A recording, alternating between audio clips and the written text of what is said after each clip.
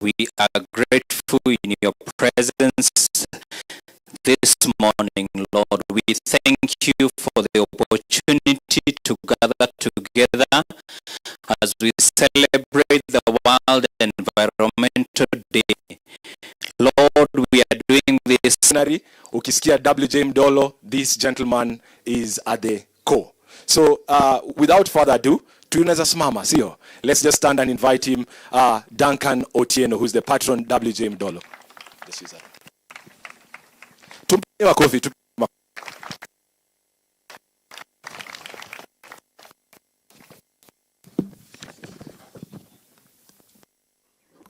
Hello. Yes. Thank you very much. You may be seated, please. Good. Is it already afternoon? So just 1 minute to afternoon. Good morning, ladies and gentlemen, distinguished guests, the government officials that are here, our sponsors and partners. Good morning and good afternoon once more. All protocol observed, and not forgetting our lovely children, the reason why we are here. I'll be very brief because of time, so that at least we can be able to manage this particular little time that we have. This particular day of World Environment Day is very important, and I must say and thank His Excellency the President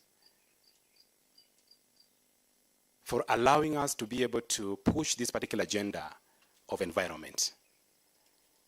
Because as you all know, that the President launched 15 billion trees by 2030 to be able to ensure that we can conserve our environment. And that is a very important initiative. And riding on that, we as WJ Mdolo Foundation, we had a special interest in the same line, but the special interest was basically two major classification of trees. That is the fruit trees as well as energy seed trees.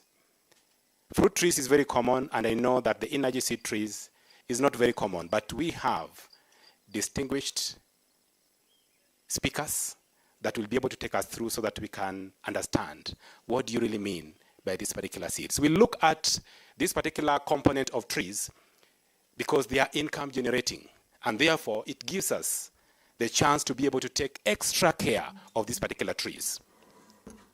If you look at it, if you are told now to choose between the normal trees that you have and the fruit trees or the energy seed trees, you will find that you will tend to take care of these particular fruit trees.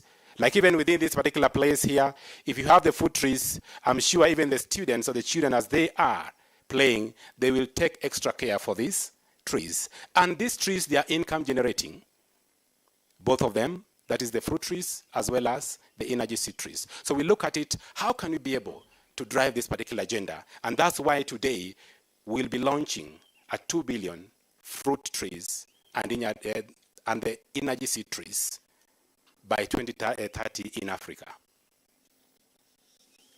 Because WJ Mdolo Foundation is actually right now in about 4 countries, that is Kenya, Zambia, South Africa, and Nigeria. And we are moving into the other countries as well. And we chose the schools because we want our young generation to understand the importance of trees. If you may understand, when we were growing, there were forests almost everywhere. But right now we are putting trees and planting houses. A good example is somewhere in Kiambu. There were so many coffee trees, but now we have an equal number of houses. And ideally, we need to be able to change our culture to have trees everywhere. That's why we chose, let's look for these particular trees that people can tend to and care. Secondly, these same trees, the reason why we chose them, if you look at the normal trees, for you to start earning and even be able to mitigate the climate change, some of these trees take close to even 5-10 years before you can be able to at least start earning these particular carbon credits. And with this, we looked at these particular trees that we have studied carefully to ensure that we can be able to at least start getting the benefits of climate change on these particular trees. And therefore, on this particular day, I welcome all of you to stand with us as we launch this particular program to ensure that we have a safe environment. Thank you very much, and may God bless you. Asante sana, our patron. Let's ongeza makofi kidogo, sio? This is our patron. Asante sana, Duncan Otieno. Yes, the journey has begun. Meskia. So right about now, we are in Kajiado County, and we have been handed over to the presence of God by Pastor Sam, but we also need to be welcomed officially in the county of Kajiado. Right about now, I'd like to invite the County Commissioner, Kajiado County, to come and welcome us. He'll not only welcome us, he'll also give us his solidarity message, or her solidarity message, I'm sorry. She'll also invite the CS representative to read the CS's speech, CS representative education. Asante sana. Yes, please. Tumpigie makofi.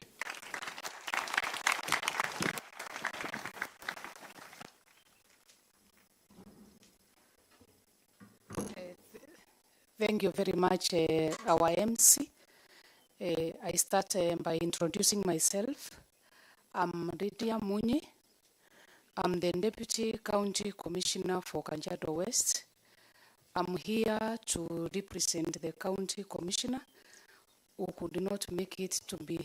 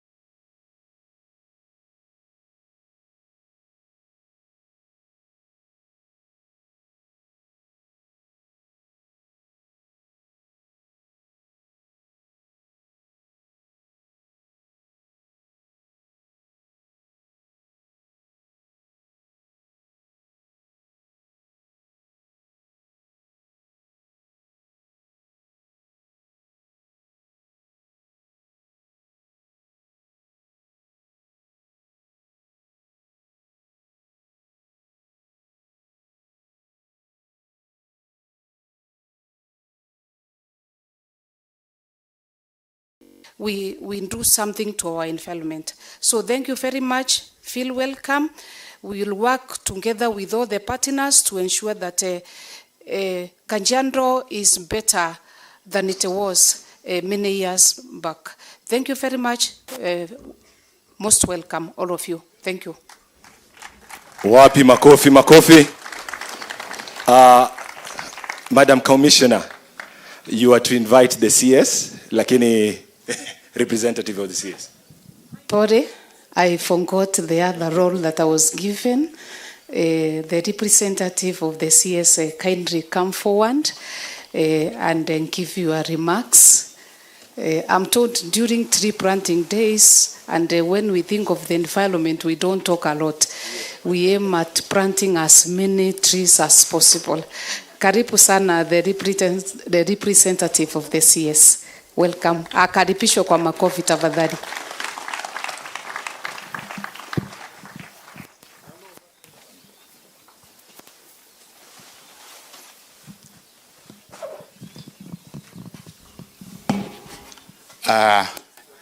Thank you very much, the representative of the County Commissioner, Kajiado, and who is our host in Kajiado North. The patron of WJ Mudolo Foundation, Bwana Duncan Otieno, the CEO, Madam Judith Ogola, a very, very important person also among us, Madam Philomena Koech, a name that is known, I think, across the country, having been a provincial commissioner during the time of Nyayo, eating into the time of President Kibaki, and I think a member of the foundation as well, that I've been excited to meet here. The government officials present here, and members of different services that inform environment, the Kenya Forestry Service, KEFRI, Kenya World Service, the Pride of Africa that I've seen, and I'm proud that that is what I use when I travel elsewhere. The Pride of Africa, the Kenya Airways, and I'm happy that you are every represented here, and you are taking a key role. Our dear teachers who have brought their students and learners here, the host leadership of CITAM Children Center,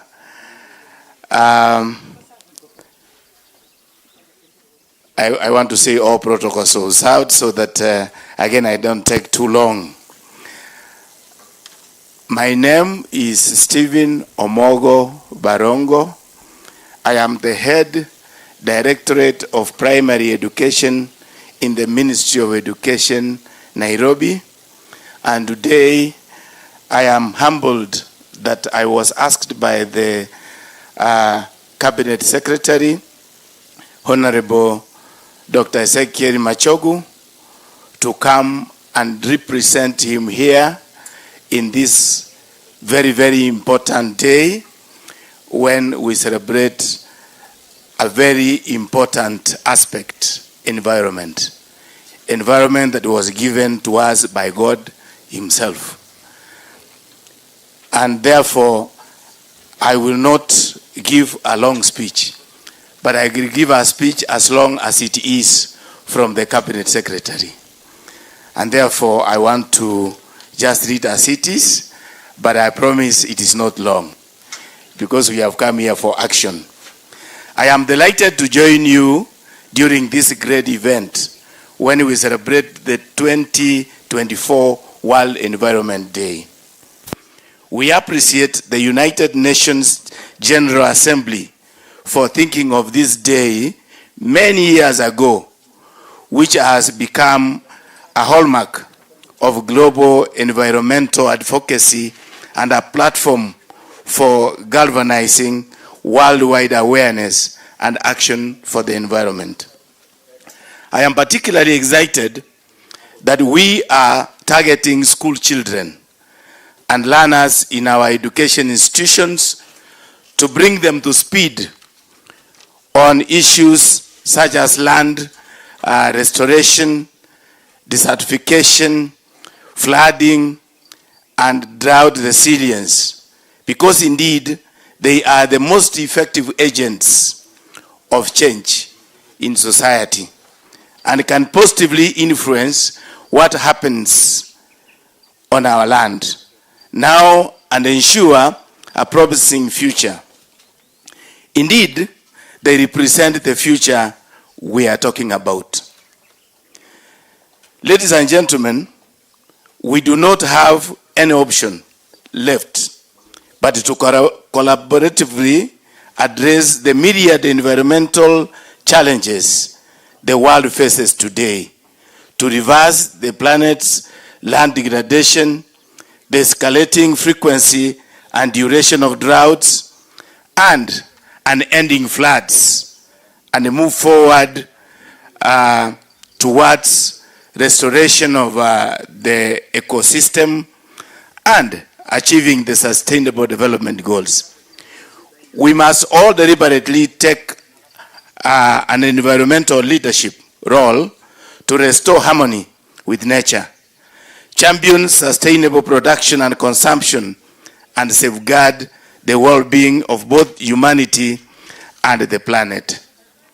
We all know that nature is unforgiving when we interfere with it. That's why when you go planting houses on the waterways, then nature doesn't know that you have put a very expensive house there. It just comes and takes it away. That is nature. As we join the rest of other Kenyans and the world, the Ministry of Education reaffirms its commitment to environmental conservation, sustainable development, and the well-being of the present and future generations where our children belong. We thank the Wheeler J. Mudolo Foundation and the Taifa La Fursa Initiative for prioritizing sustainable environmental practices through healthcare initiatives, scholarship schemes, youth empowerment programs, and leadership nurturing, all aimed at transforming recipients into socially responsible, resilient, and environmentally sustainable communities. This resonates very well with what we are committed to in the Ministry of Education, in the spirit of leaving no one behind. You all know that we offer bursaries and scholarships to the vulnerable and the needy learners so that all of them access education.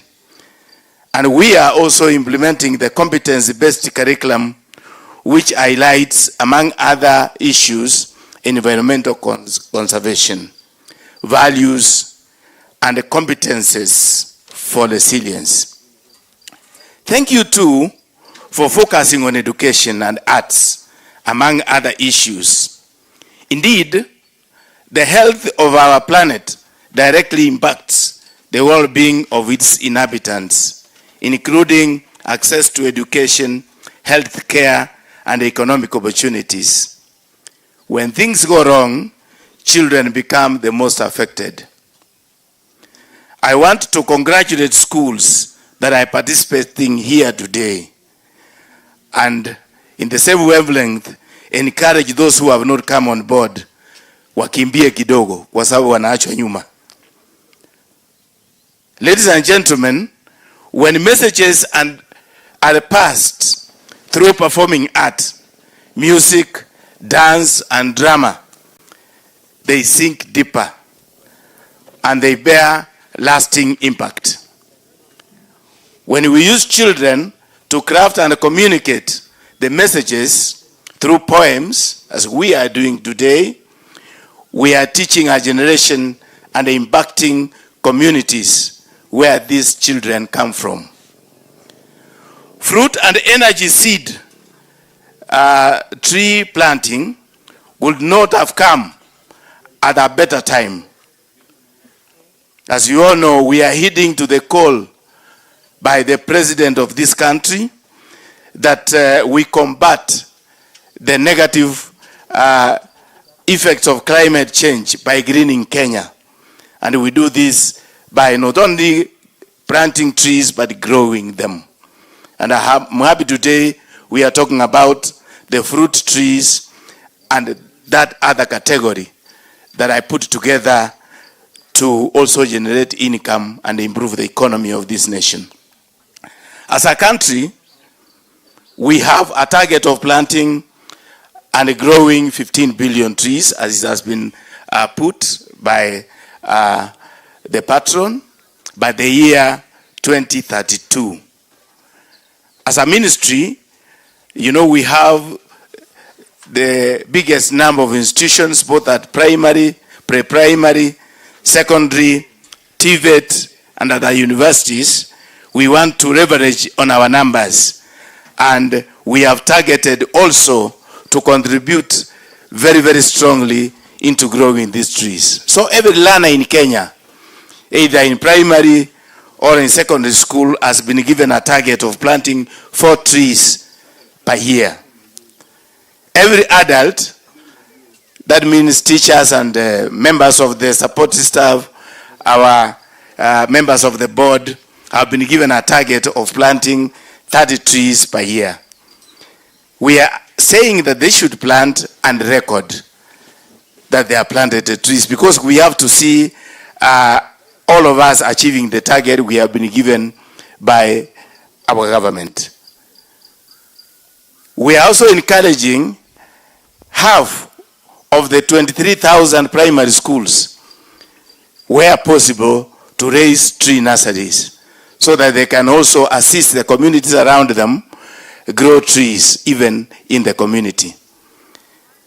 The same for secondary schools. We are saying about 7,000 secondary schools should be able to raise tree nurseries so that they also assist even primary schools to plant. Our universities, our TVET, they are on course in doing this.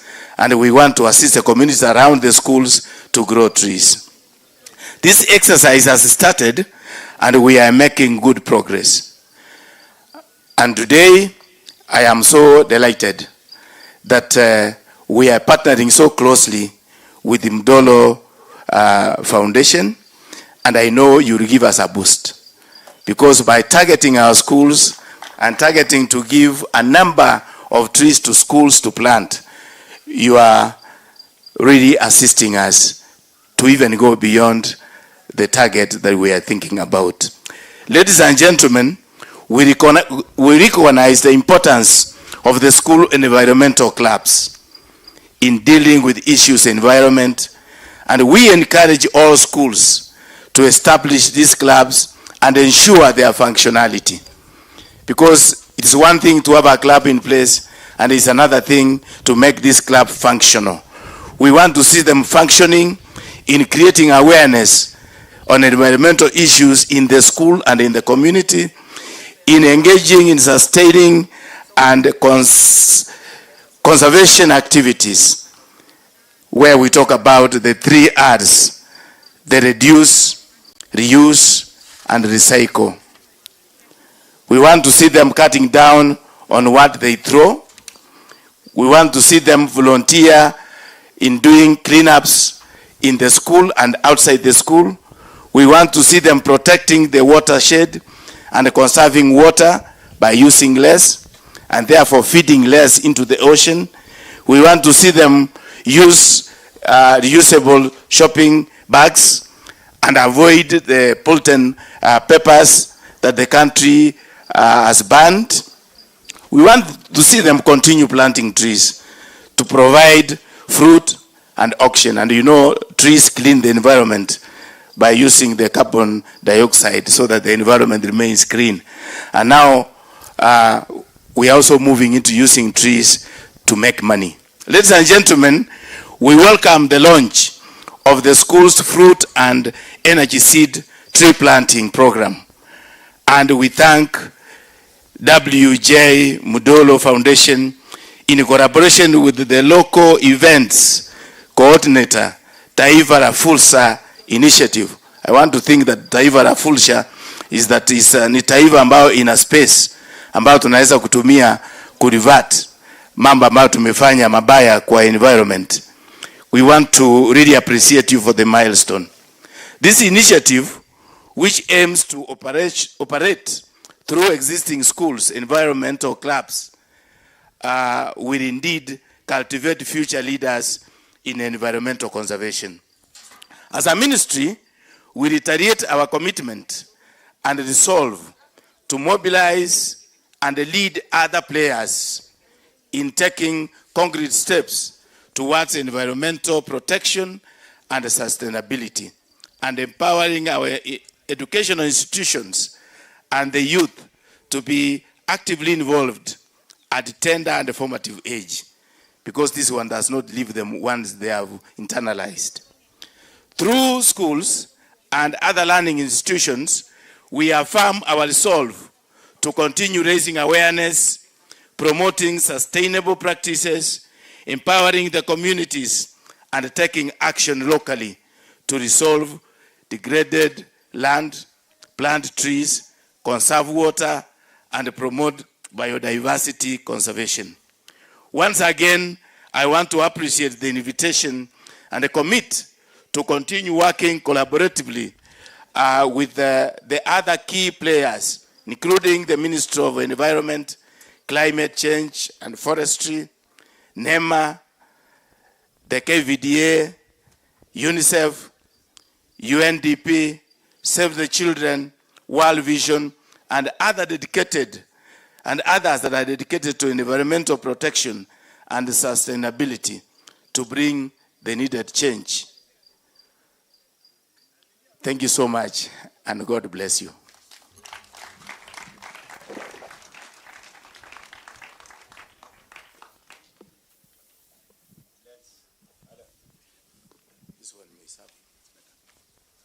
Asante sana. Let's celebrate him once again. Let's celebrate our CS for education. And as we celebrate the CS for education, we have a number of schools represented here.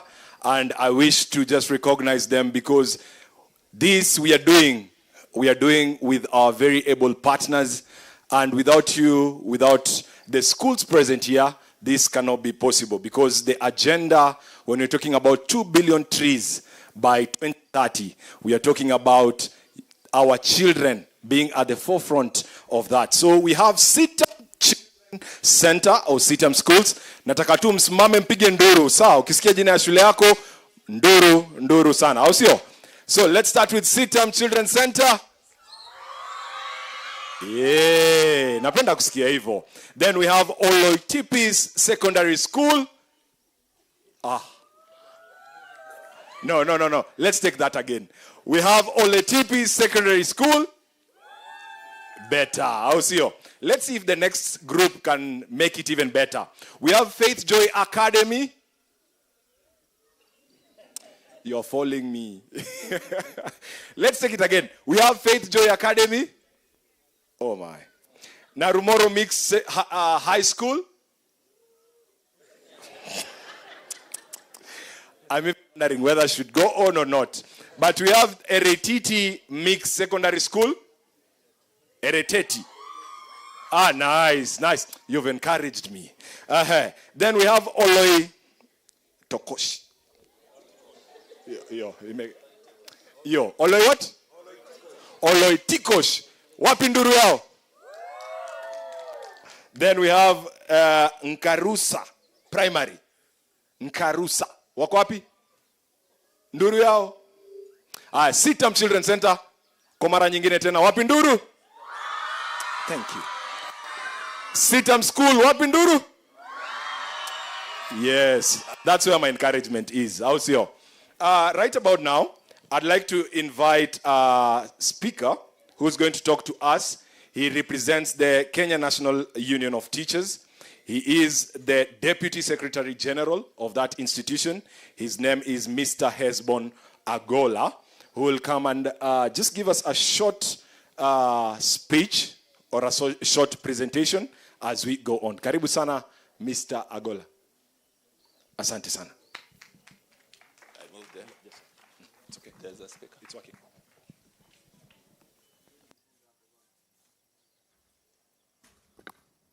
Wow, I've been ambushed. I've just come. Yeah. Good morning, everybody. Oh, it is afternoon. Oh, yeah, it is afternoon. Good afternoon, everybody. Yeah, my name is Hesbon Otieno, Deputy Secretary General of the Kenya National Union of Teachers. and we are happy to have received the invite to join you today in this very good occasion that hits toward dealing with the issues to do with global warming and maybe taking care of our environment. And as a union, it is one of our passion, because in the union we have a full department that is working towards ensuring that we participate in tree planting. And here with us, I know before I proceed, we have Alvance Odhiambo. Where are you? Yeah, just stand where you are and wave. Alvance Odhiambo is our Assistant Executive Secretary of NAT in Nairobi. And I am also here as the Deputy Secretary General on the invite. Now we have a department that participated in this. The other day, about 2 weeks ago, we were signing a memorandum of understanding with the office of the First Lady in this republic, who is very passionate about this program. In her program, together with the Kenya National Union of Teachers, we have agreed that we'll participate in the program of planting trees in schools. And as a union, we are designed to plant about 2 million trees in a space of 5 years. So that is in our strategic plan. So together with the office of the First Lady, we will be embarking on this and also doing sensitization in most of our schools and our branches. We have about 110 branches in the Republic of Kenya. And in all these branches, we have mobilized our leadership so that whenever they have their annual general meetings, they will be planting trees before they go on with the meetings. So all in all, we want to carry out a proper mobilization so that we join the government and we join all the other organizations that are dealing with the same, so that we can partner. So when we received this invite, we took it upon ourselves with the interest of seeing who else is working in this program so that we can come hold hands together. So if you need the presence of teachers, if you need the presence of the Kenya National Union of Teachers so that we can partner in this, we are much more than ready. We can come in, maybe have a memorandum of understanding. There is a way in which maybe you want to do it, and there is a way in which we have planned to do it together with the initiative of the First Lady. So we can join hands and ensure that the target that you have, because I see the target that you put up in place is about 200 million, 2 billion. Yeah, 2 billion. So it is an enormous project. And it is a project that you might not do alone if you don't partner with us. I'm happy that even as I came in, I can see you are engaging pupils and students in the schools to carry out this. It is a good way of bringing in a sense of responsibility, a sense of care, that our children will see that they have the duty of ensuring that the country goes green. And even as they're doing that, because planting trees is not the end of it. Waswahili wanasema kuzaa si kazi, bali kulea ndio kazi. Tuna hatua ndefu ya kulea miti. Wakati miti itakuwa imepandwa, we'll have to have people who will always be responsible to take care of these trees, to ensure that kama ni manure ambayo inawekwa imepatikana, kama ni maji, sehemu ambazo ni kame, maji imepatikana, na mambo yote ambayo yatahakikisha kuwa miti hii imetunzwa kwa hali ambayo inafaa. Secondly, I've seen that most of the trees we want to plant are trees that are fruit trees, zile ambazo zinazaa matunda. So apart from just giving us the good mazingira na shade na kufanya labda hali ya anga ibadilike, they will be giving us products that we can relate to. Watoto wanaweza kupata matunda ya kutumia, shule inaweza kupata njia ya kupata kivuta uchumi, in terms of maybe if the fruits are grown and they can get a market, then they can be sold and some returns can be found out of it. So we believe it is a good project and we want to be very closer to you. I think as we proceed on, we'll have a more elaborate conversation with you so that we can see between the organization and NAT, how can we partner closely so that we push on this agenda. We will also give you our vision, and we will give you a team in our office, which luckily I belong to, a team that is pushing this agenda, and we can even bring it closer to working together with the First Lady of the Republic of Kenya. So sitaki kusema zaidi ya hayo. Thank you and may God bless you. Wapi makofi, wapi makofi. Yes. 2 billion trees by 2030. You see, it's not just, as I told you, everything begins with a dream. Like Martin Luther King said, I have a dream.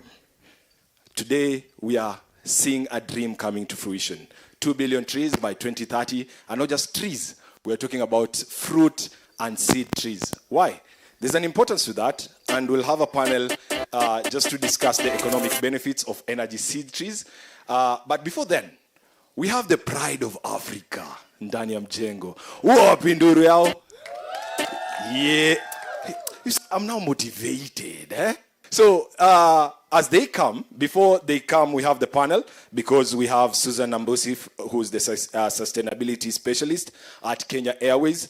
We have Miss Irene Maidhaya, who is the chief executive officer of Bleroit Surf Limited. And we have Dr. Kenneth Njoroge, who is the chairman, Department of Mechanical and Manufacturing Engineering at the University of Nairobi. They'll be sitting in a panel. But before then, we have Kenya Airways, who have a short demonstration for us.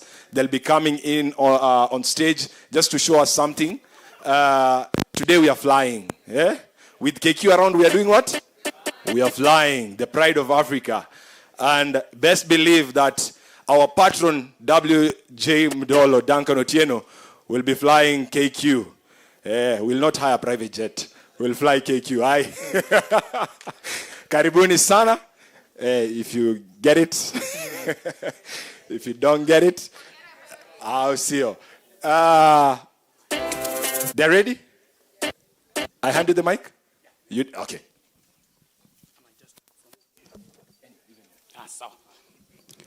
Good afternoon, everyone. My name is Adi Kimani. I'm from Kenya Airways. Kenya Airways has a subsidiary called Fahari Aviation, which deals with emerging aviation technology. One of them is drones. And drones are usually very versatile, and they are key in conservation. So this is just an example of a drone here. Brian has said that we'll fly, but we will not fly today. We don't have the authorization to fly today, but next time we will. But generally, Fahari Aviation is a training institution. One, we have to train you to become a drone pilot. And then we also offer services in different sectors: agriculture, GIS, environment, and conservation. And that's why we are here today. We have partnered with many players in the conservation space, KEFS. We have done some work with KFS, with even KWS, and other private institutions in the conservation space. Of course, drones can collect a lot of data in a very short time and can cover vast areas and unreachable areas quite fast and collect very accurate data, which can be used in conservation, in monitoring the environment, in monitoring initiatives of restoration, and monitoring areas of that have been depletion or deforestation areas. Can also be used in animal conservation or wildlife conservation. We have done some POCs with KWS on animal sensors. This is just a short introduction. I won't take a lot of your time, but we have a desk right next there where you can pass by and get more information about what we do in the conservation space. But we are very thankful for the invite today, and we look forward to more partnerships. Thank you.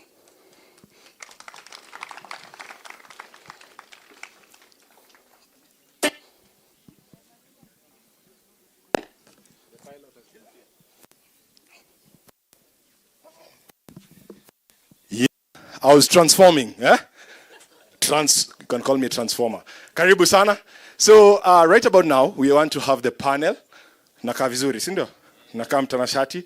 WJ Mdolo. Nipigie makofi. So we have our panelists who are going on stage. We'll have a short session just to understand the benefits of energy seed trees. And we'll have our patron who will be moderating the panel discussion. Karibu sana.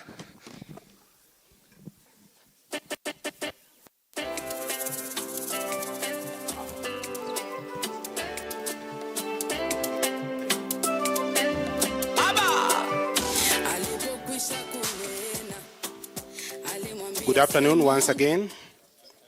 We'll try to be a bit fast as we had discussed earlier.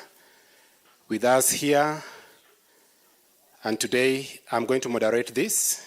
We decided to change a bit of this program because the Pride of Africa is trying to move in a number of places to ensure that they plant many trees. So they have another program that they also want to get into, that you have allowed them to restructure that to at least but help us to be able to understand this particular area of energy seed trees.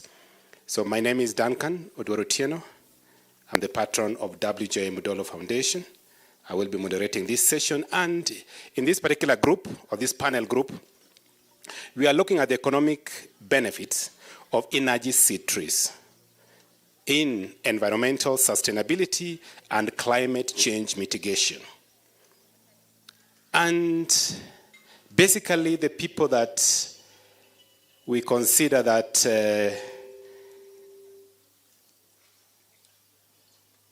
are having interest in this particular line of energy seed trees is basically the airlines, because already there are regulations about something called sustainable aviation fuel.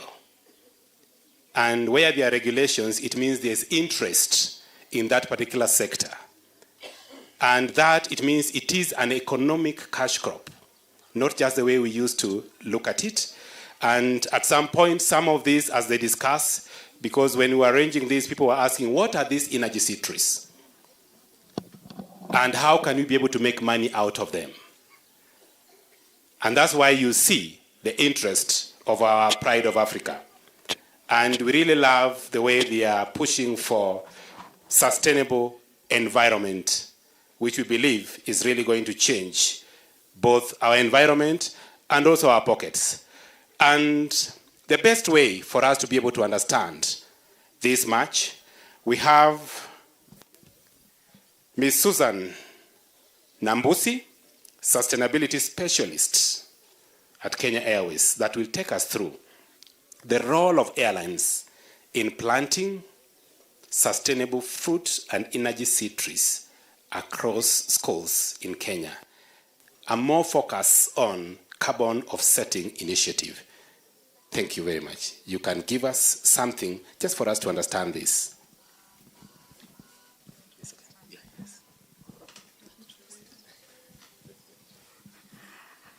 Good afternoon, everyone. I had prepared a speech because I knew we'd be on time, but here we are. Here we are. I'll try to go through it as fast as possible, and then we can have deliberations on why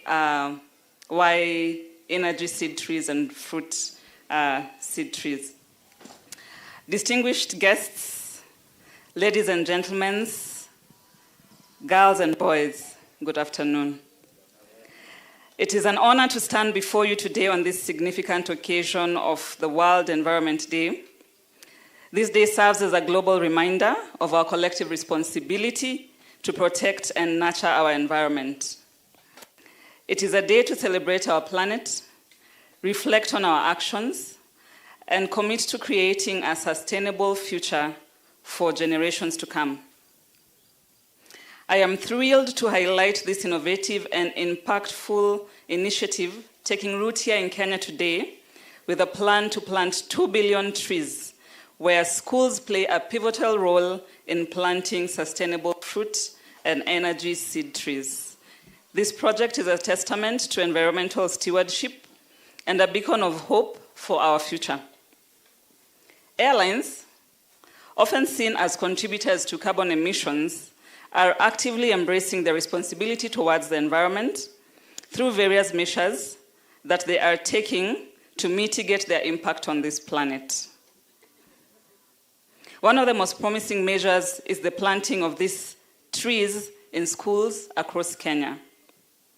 And before I dive into the tree planting initiative, it is crucial to understand that carbon offsetting is the last line of defense and should not be used as a license to degrade the environment through carbon emissions.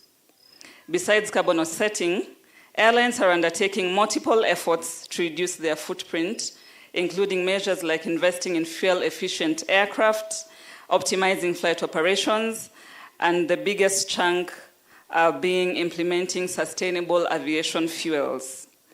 After all these measures have been implemented, carbon offsetting becomes a crucial tool to neutralize the remaining emissions. And this is where planting of these trees comes into play as well. You might wonder why trees and why schools? Trees are nature's powerhouses for carbon sequestration. They absorb carbon dioxide from the atmosphere and store it as they grow, directly addressing the carbon emissions challenge. By planting trees, we are making a tangible difference in combating climate change. And by focusing on schools, we are embedding the principles of sustainability in the hearts and minds of our young people. Students engage in the planting process. They learn about environmental stewardship and witness the growth of trees that they have nurtured. This hands-on experience fosters a generation that is more environmentally conscious and committed to sustainable living. The trees being planted are not just any trees. They are fruit and energy seed trees. These trees provide a triple benefit. First, they offer nutritious fruits, contributing to food security and improved nutrition for students. Second, they produce seeds with sufficient energy content to be processed into sustainable aviation fuel. Third, the trees themselves continue to offset emissions throughout their lifespan. This creates a cyclical benefit. It is a holistic approach that addresses environmental, educational, and nutritional needs, as well as economic needs simultaneously.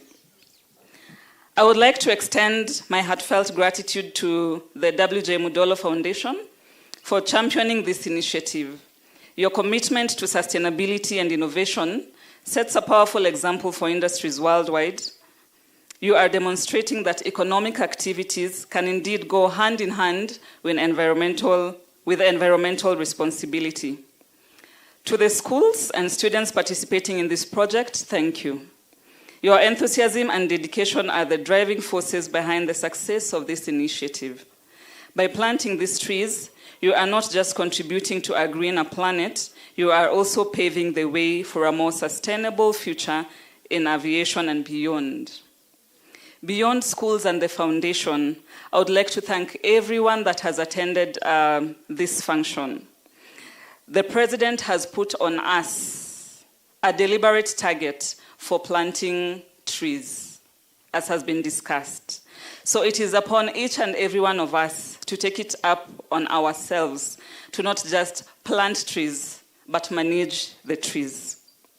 Remember that every action counts, whether it is planting a tree, reducing our carbon footprint, or educating others about the importance of sustainability. Each step brings us closer to a healthier planet. Just last month, the government of Kenya released the carbon markets regulations, and this event could not have come at a better time. And these regulations enable us to work in an environment that is governed and has a framework to help us to make more gains from planting of our trees. At the international level, airlines are governed by regulations that require them to offset their emissions by use of offsets which we can get from the trees, as well as use of sustainable aviation fuel. Let us commit to nurturing our environment with the same care and dedication that we nurture our children.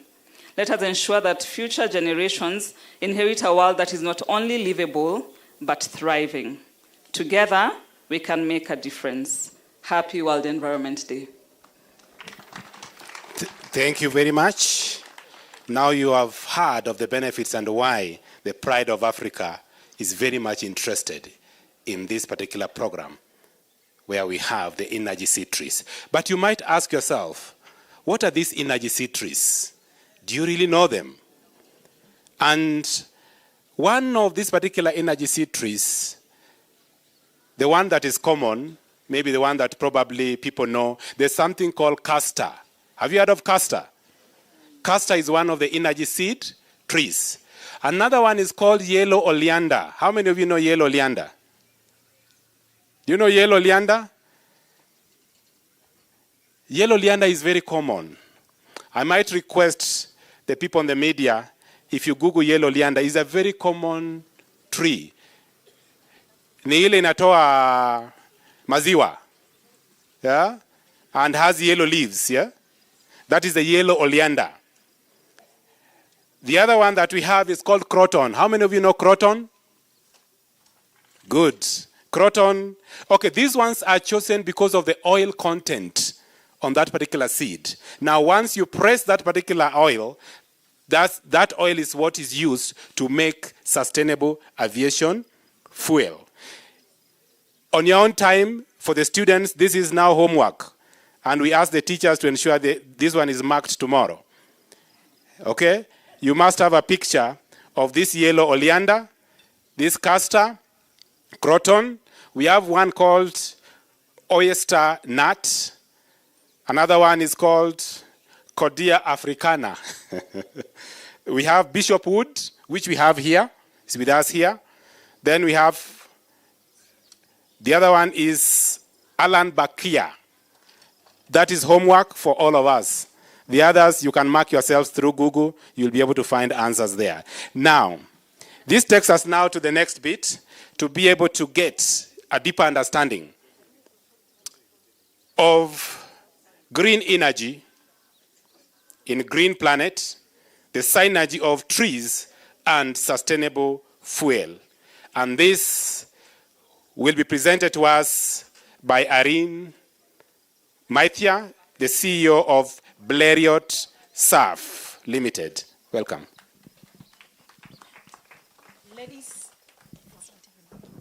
Ladies and gentlemen, and the future stewards of our planet, the children sitting here, good afternoon. My name is Irene Maithia, and I'm the Chief Executive Officer of a company called Blériot SAF Limited. SAF stands for Sustainable Aviation Fuel. Now, this afternoon, as we sit here to commemorate the World Environment Day, it's a very special day for us to bring and create awareness to us, because the theme of today looks at the energy trees, and most of us don't even know what these energy trees are. So what do we do at Blériot SAF Limited? Can we hear that noise? What is up in the skies? Kenya Airways, someone says that. Now, when you look at the beautiful sky and you hear the sound of that aircraft, you imagine a world of possibilities. You imagine a world of possibilities because that is what aircrafts do. Aeroplanes connect us from one world to another world.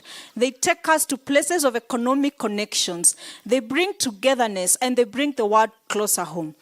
But as these planes crisscross our beautiful sky, our beautiful planet, beneath that, they emit from their traditional fuels carbon dioxide. And carbon dioxide, when it's emitted to the environment, causes global warming. It causes climate change. And that is why we are here today. Why is this important for us?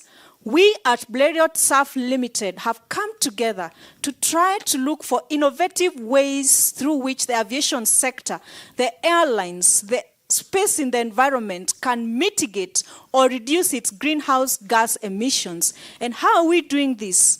We've come together and found through science and a lot of research that if airlines take up what we call sustainable aviation fuel, this fuel is made from waste products and trees, then when these trees are used to make this unique sustainable aviation fuel, then this mitigates the amount of carbon dioxide that is being emitted by the airlines. And that is why today we are here to sensitize especially the future stewards of our planet, the children, that we need to plant energy seeds. The energy seeds are our future for tomorrow. Today we are not just planting just any tree. We are planting fruit seedlings and energy seeds because this is also going to foster economy. Thank you. Thank you. Thank you very much. Now we have heard from the producers of SAF, Sustainable Aviation Fuel. Actually, Blériot SAF is going to be one of the African company in Kenya to produce sustainable aviation fuel. There's no any other country. The other countries are still trying, but we have Blériot SAF here, also working very closely with the Pride of Africa. Usually I don't like calling them Kenya Airways. I like the word Pride of Africa, because they are the only ones that are allowed to be proud. And we are proud of being the Pride of Africa. Because if you tell somebody you are proud, then they say there's a problem with you, but I love the Pride of Africa. Now, since we have heard from the users of sustainable aviation fuel, we have also heard from the producers. Now, there are those that are in charge of doing research. All these trees we are talking about, that they do research, are they economically viable, and all those, you must work with the university. And the reason why we have the professor here is to ensure that this generation here can see that they need to be working towards getting into our universities to be able to understand what they do, especially when it comes to research. And the better way for us to understand this is basically to understand processing of energy seeds to enhance economic and environmental benefits. And this will be handled by Engineer Dr. Alad Professor Kenneth D. Njoroge, who is the Chairman, Department of Mechanical and Manufacturing Engineering from University of Nairobi.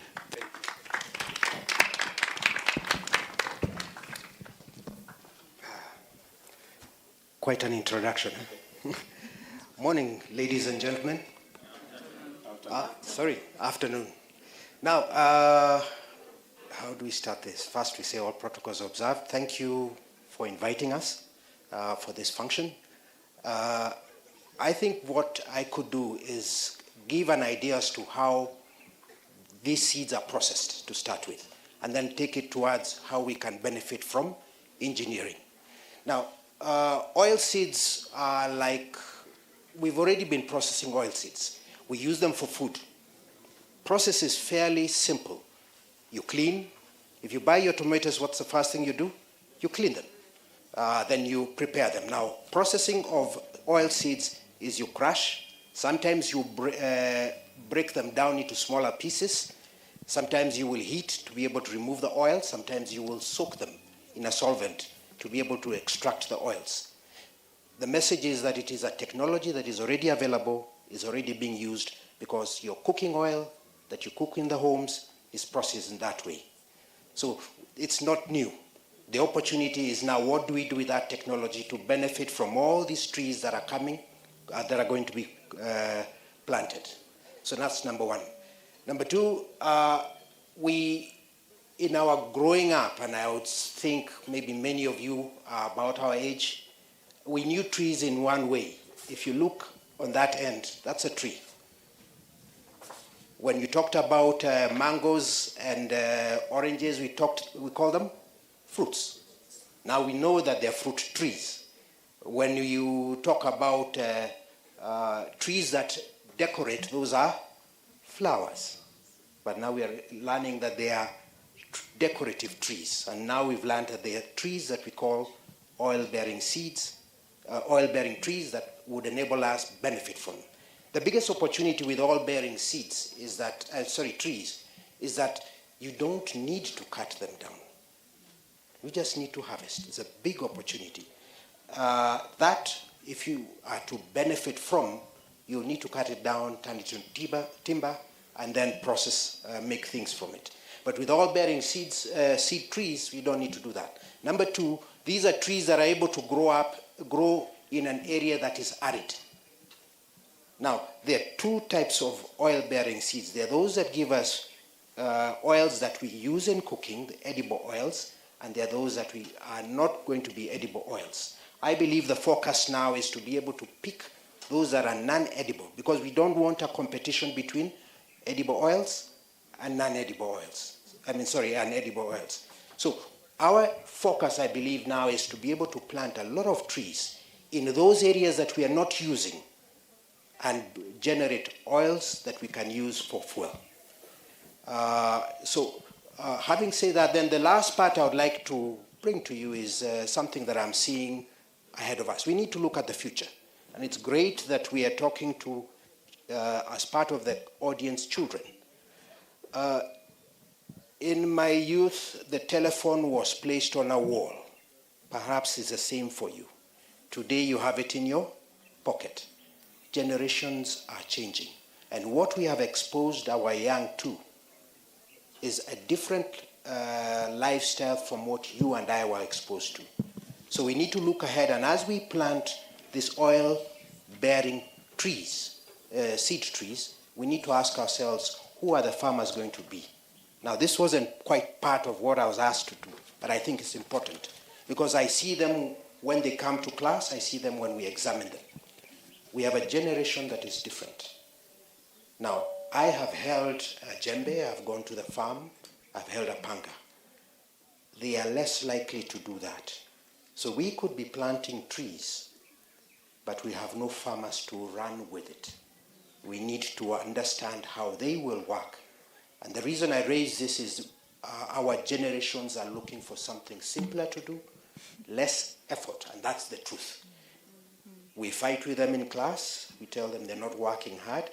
I think the onus is on us as parents or as their leaders to be able to work with them and deliver the information to them in such a way that it bears fruit. And what we want them to do, we want them to embrace the oil-bearing seeds, we want them to embrace farming, we want them to be able to manage this investment. Because at the end of the day, they are the greatest beneficiary of our effort.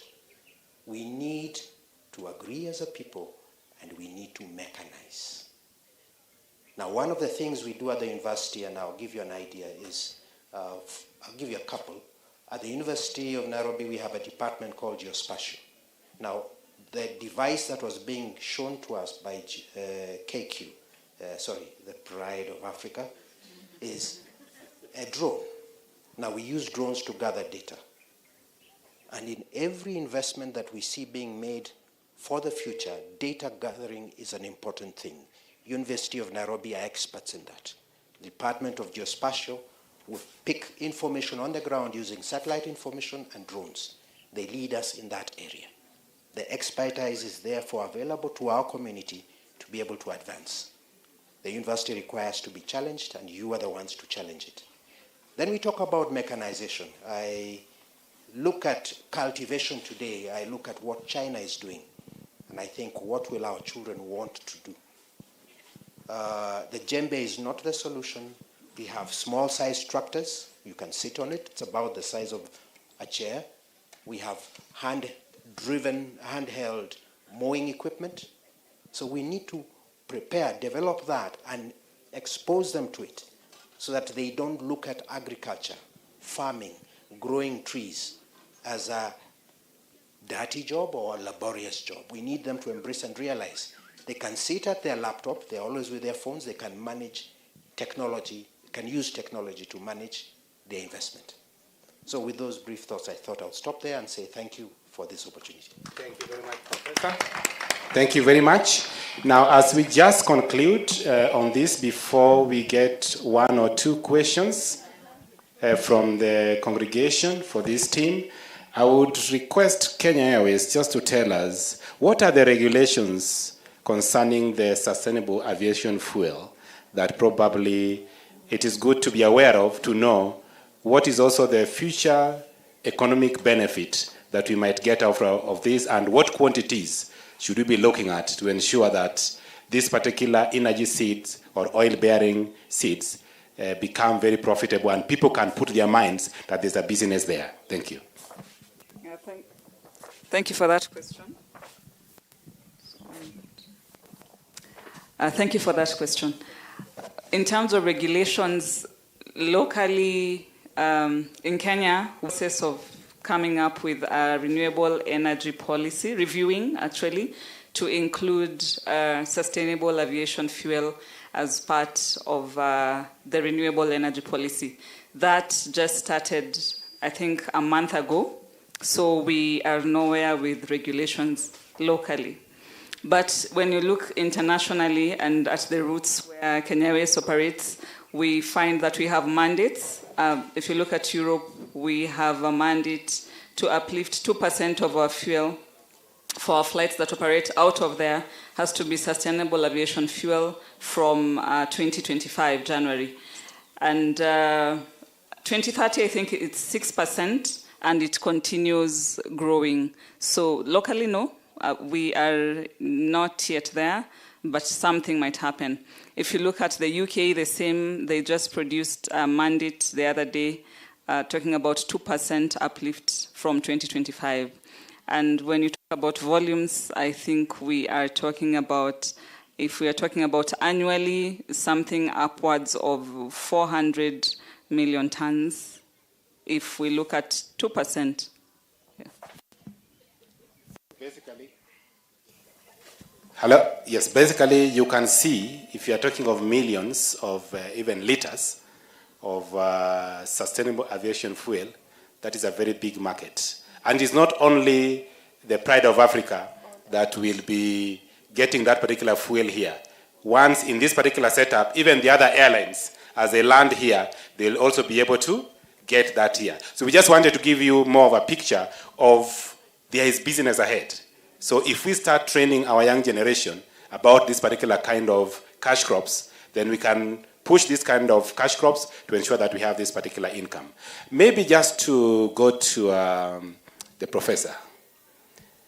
Are there courses that we need to learn to be deeply entrenched into this particular sector? Because we have heard of cases where people are just choosing courses, but they really don't know what is ahead. Now that we have our young generation here, is it possible to guide them? Inside we have a biosystems engineer. And all they do is they'll understand the seed, the areas that you should grow it, their conditions, weather conditions, amount of water, and so forth. So that would be taught to one group of students. Then when you look at the processing of the product into the final oil, largely that would be in my Department of Mechanical and Manufacturing.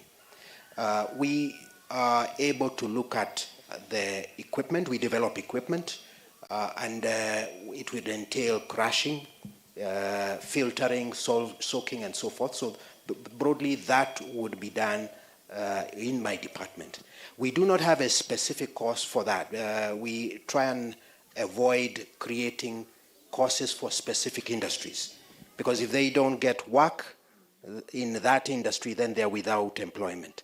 So we think that this is an industry that would benefit from several skill sets, and we are already taken care of. Thank you. Thank you. I know the Blériot CEO, you have also been a professor before, so maybe I might also give you a chance to be able to comment on this as well. Just to correct you that I've not been a professor before, I still am. Now, I'm a lawyer by profession, thanks to God, and I'm also lecturing law at the university.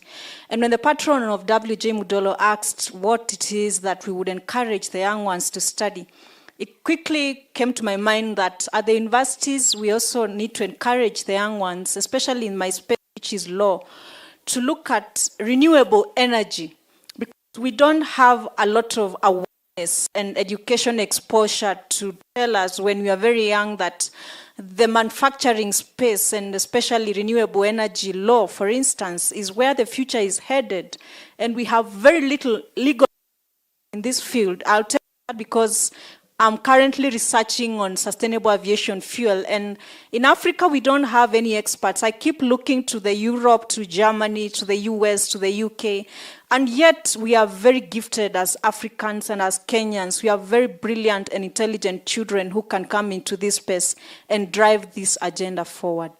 Then, in addition to what the professor has mentioned, I also think chemical engineers and biochemists would also play a very big role in this space. Thank you very much. And maybe to close with you, is Blériot SAF having the full capacity to be able to serve the pride of Africa and others? And when do we first see our first sustainable aviation fuel, so that at least we can say, yes, Kenya is on the top? Blériot SAF has its plant currently at Ukunda, which is in Kwale County. And as we speak, we have a host of experts right now as we are speaking today on the World Environment Day, and they are having sleepless nights as they are setting up the reactors and flying in the chemical engineers, the biochemists, and trying to see how quickly we can to have the first batch of biojet. And we are looking to having this in the next 2 weeks or a month. So yes, we are up to the task and we are very excited about this. Thank you very much. So it means the pride of Africa will not import sustainable aviation fuel. And we are looking into having basically locally produced fuel supporting our communities. And in the charts that we have had with the Pride of Africa, that is usually their main aim. And probably, just to close for us, because I know they are about to leave, what is really their interest in the communities, and why do they want to have locally produced fuel, sustainable aviation fuel? That one is a fantastic question. When you look at the industry that we are operating in, everything we get, technology, we get from the West. Capacity, we get from the West. And Kenya Airways is at a place where it's very big on social impact, and that is local content. So when we heard that there is a company that is very keen on production of this fuel, then we decided to walk the journey.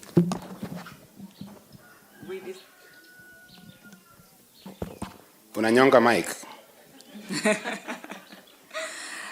When we heard there is a company locally that is focused on production of this fuel, we decided to go with a local partner. Because of what? One, we'll be building capacity locally. Two, we'll be empowering our communities, because we intend to use our communities to produce the feedstock. These seeds we are talking about that we get from the trees, it is the local communities that will be planting the trees and producing the seeds and earning something from that production. And then locally we will involve other industries, logistics, everything will be done local here. So our money remains here, the technology remains here, our communities are empowered, and the good thing is, at the end of the day, most of these seeds are planted in arid areas. Imagine the driest of lands in this country, and the communities are able to get something from these seeds that we are talking about here today. So Kenya Airways is very big on local impact and social investment, and that is why our plan is to develop locally produced stuff. Thank you very much.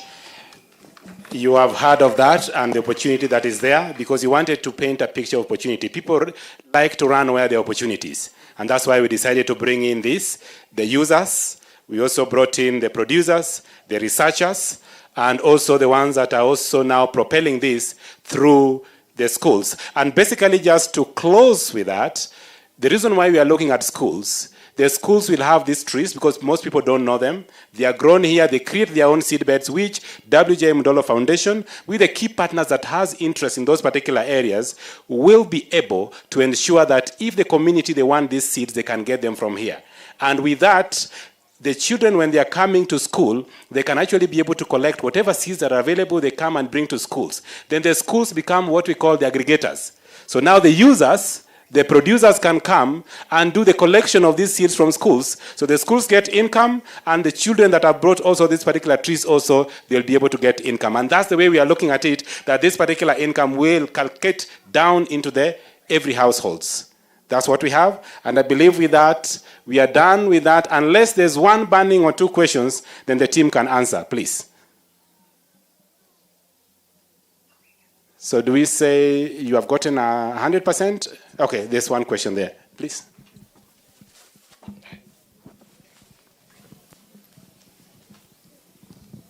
Thank you so much for a wonderful presentation. And I was wondering whether you've done research where in Kenya these seeds and seedlings you do well. Because they may not do well in every part of the country because we have different soils, different types of climate, and so on. Thank you. Another question so that you can just cover them all. Any other question? Yes, sir.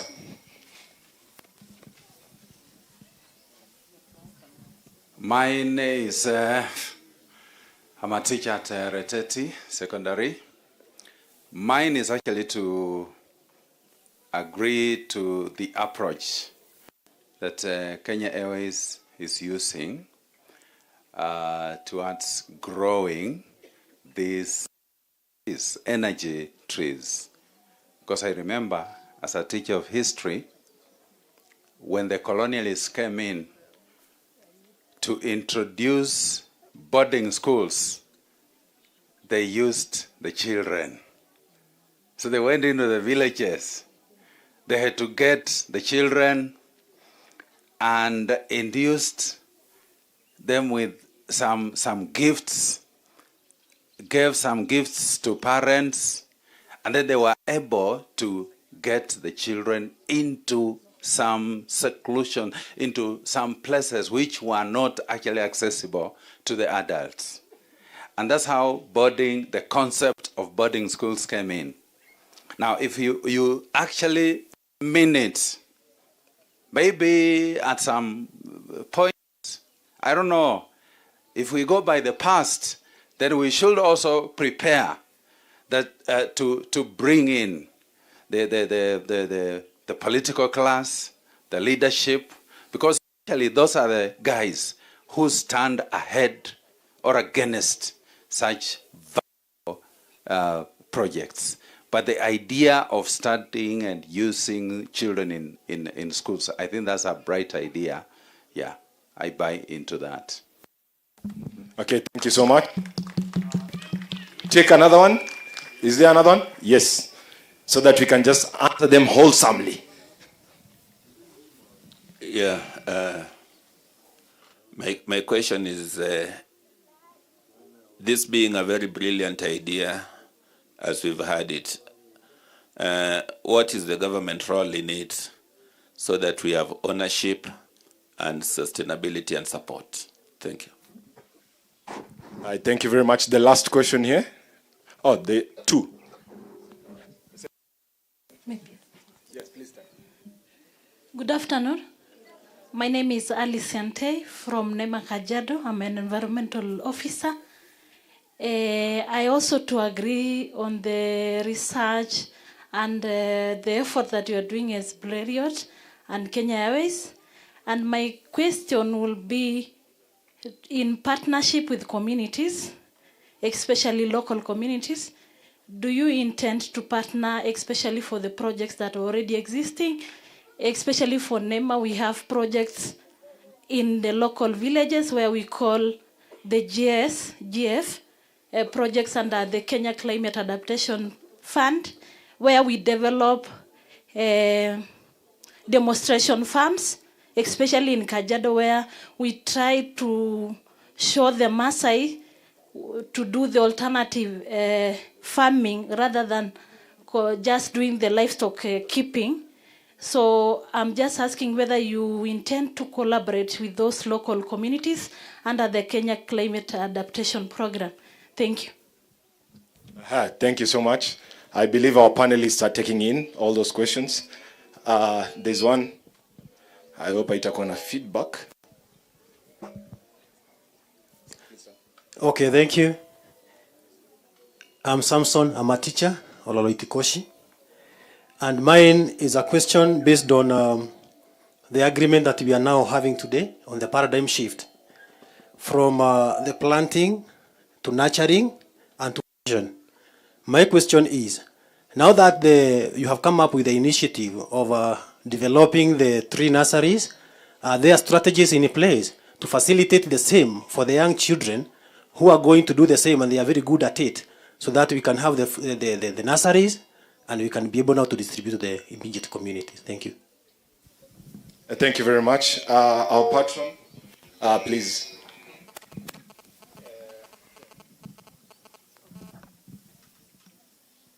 Thank you very much.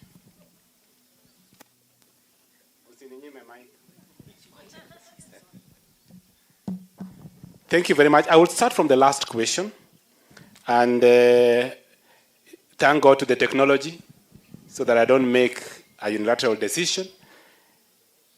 The founder of W.J. Mudolo Foundation has just sent me a message. Yes, we will partner with the communities. So I'm reading it from what he has given, giving the direction. So it means it is already approved from the top level.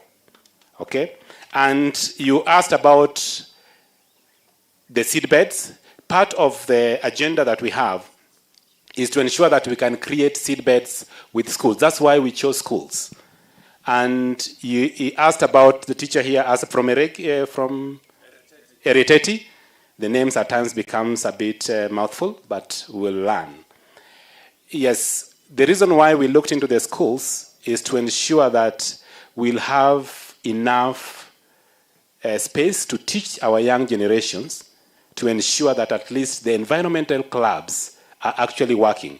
And part of the trees that we have there, which is already separated for the 13 schools, including the host school, is assorted fruit trees and some of the energy seed trees, is to ensure that we can create seed beds, because to get most of these fruit trees is also equally very hard. So we want to teach our young generation on how to develop these particular seeds and then the seedlings right from the schools. So that if the communities, they want these particular seedlings, we expect with the funding that W.J. Mudolo Foundation will have, we'll be able to create enough seedlings that the communities, in case they want, and the school, the person in charge of the environmental club, can actually go and see, do you have enough land? Then we give you the trees, you will plant it, then they will be able to monitor. And whatever you have, even if they are fruits, we can still make these particular institutions become the aggregation to ensure there's a market for these fruits. Because we'll get those that probably wants to process even the fruits, they can come and pick the fruit from the school. Just like the same way we have milk collection points. So the schools becomes now the fruits and energy seed trees collection points.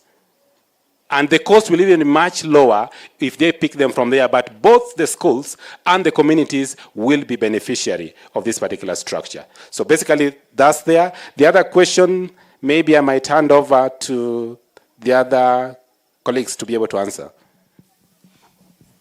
I think I picked 2 questions, and one was on the government's role.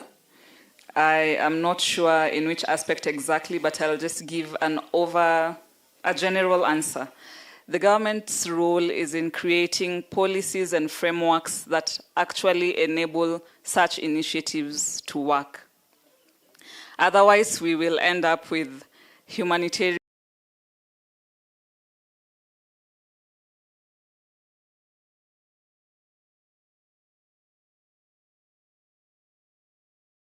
that the planting, for example, of these seeds and trees is done in a sustainable manner. How do you ensure it's sustainable? There has to be a framework.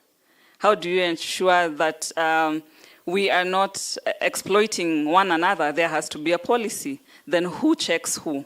So the government's role is in just that role of creating order and providing an enabling environment for such good initiatives to work. The other question that I got was on working with local communities. And I'd say, yes, we are very big, Kenya West is very big on working with local communities. And where we get that there is already a setup or a framework we can work with, it's even easier because we've already done the work of aggregating the different small groups. Then passing information becomes very easy. And from that, we come up with a mechanism of just making the initiatives work. And we would really like to take that up. If you want to take that up after this, we'll be very interested. Thanks. Maybe just to add on what Susan from KQ has said, on what government, the microphone is misbehaving.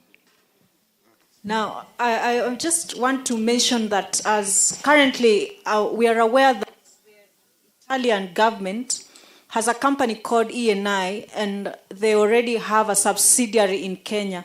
And what this company is doing is that it's aggregating feedstock of these energy seeds. And what they do is that they export these seeds back to their country in Italy. So we can see that to some extent the government is very much aware of the cash crop that is in this feedstock for sustainable aviation fuel.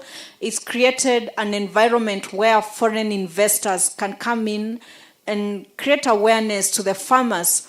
But from where we sit as Blériot SAF and other Kenyan stakeholders, we are saying that we need this to be on the Kenyan soil. If it's the feedstock, we need this to benefit Kenyans.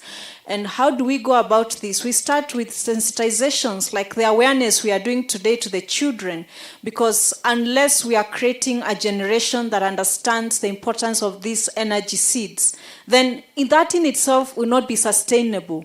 Because if our population, our Kenyan children, our Kenyan farmers, our Kenyan experts, our Kenyan producers like us don't know about this cash crop, the economic benefit, then we will not have a sustainable aviation fuel. We will not be able to meet the targets we are looking for on matters environment and generally having a green planet.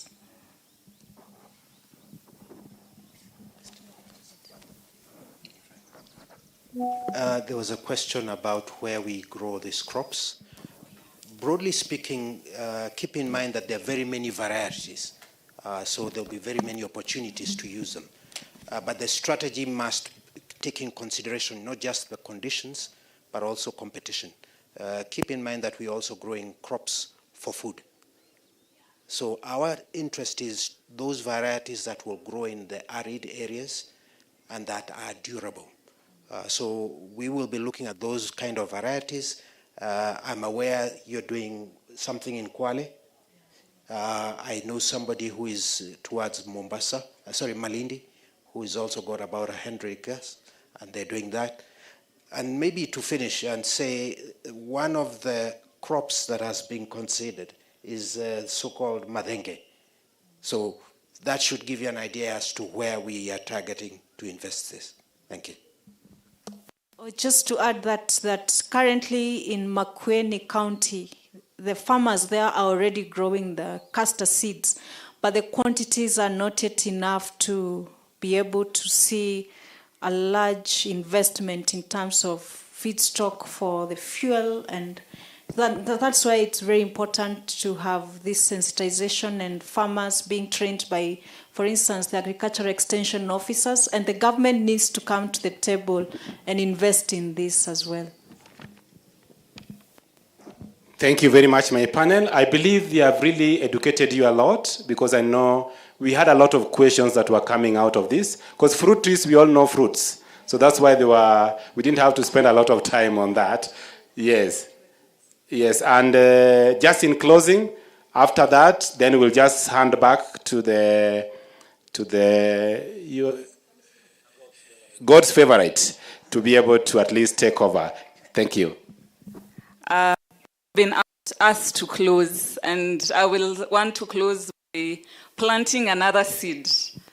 And for this seed, I want to talk to the children. Can you hear me, children? Good.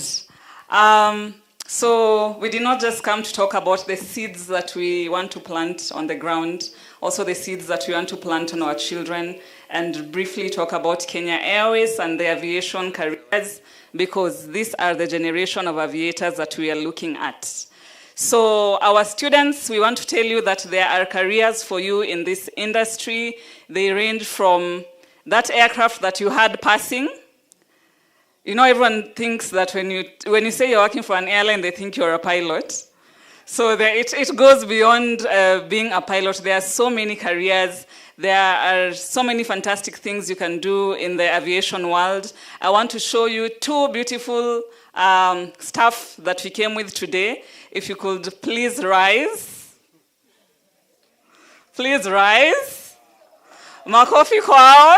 Don't they look beautiful, handsome? This could be you. Yeah? Our children. This could be you. Oh, they want you to come here. Come. Come.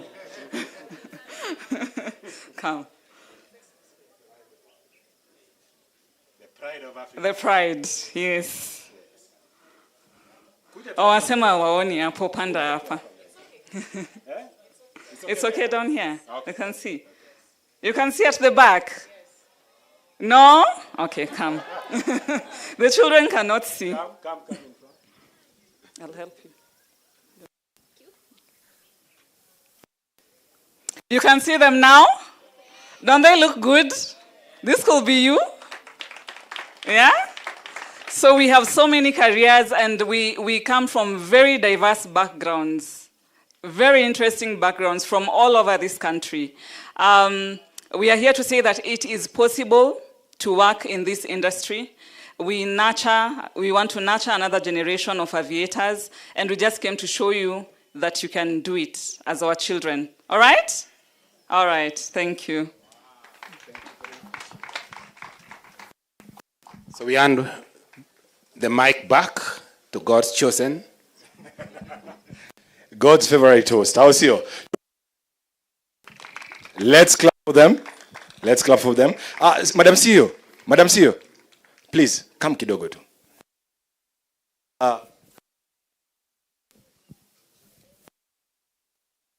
I'm told we move.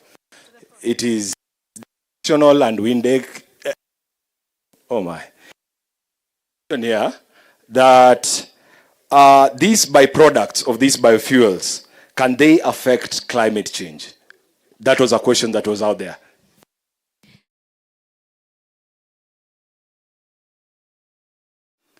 As an engineer, as a chemical engineer, as a biochemist, or whatever expertise is involved, entire process from start to finish.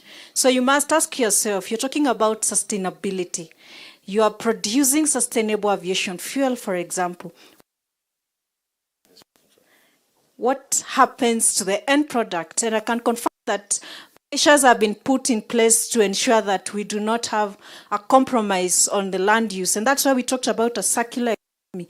In the entire chain process, you ensure that even the emissions that are coming from the reactors do not end up harming the, because then that would beat the whole essence of sustainability.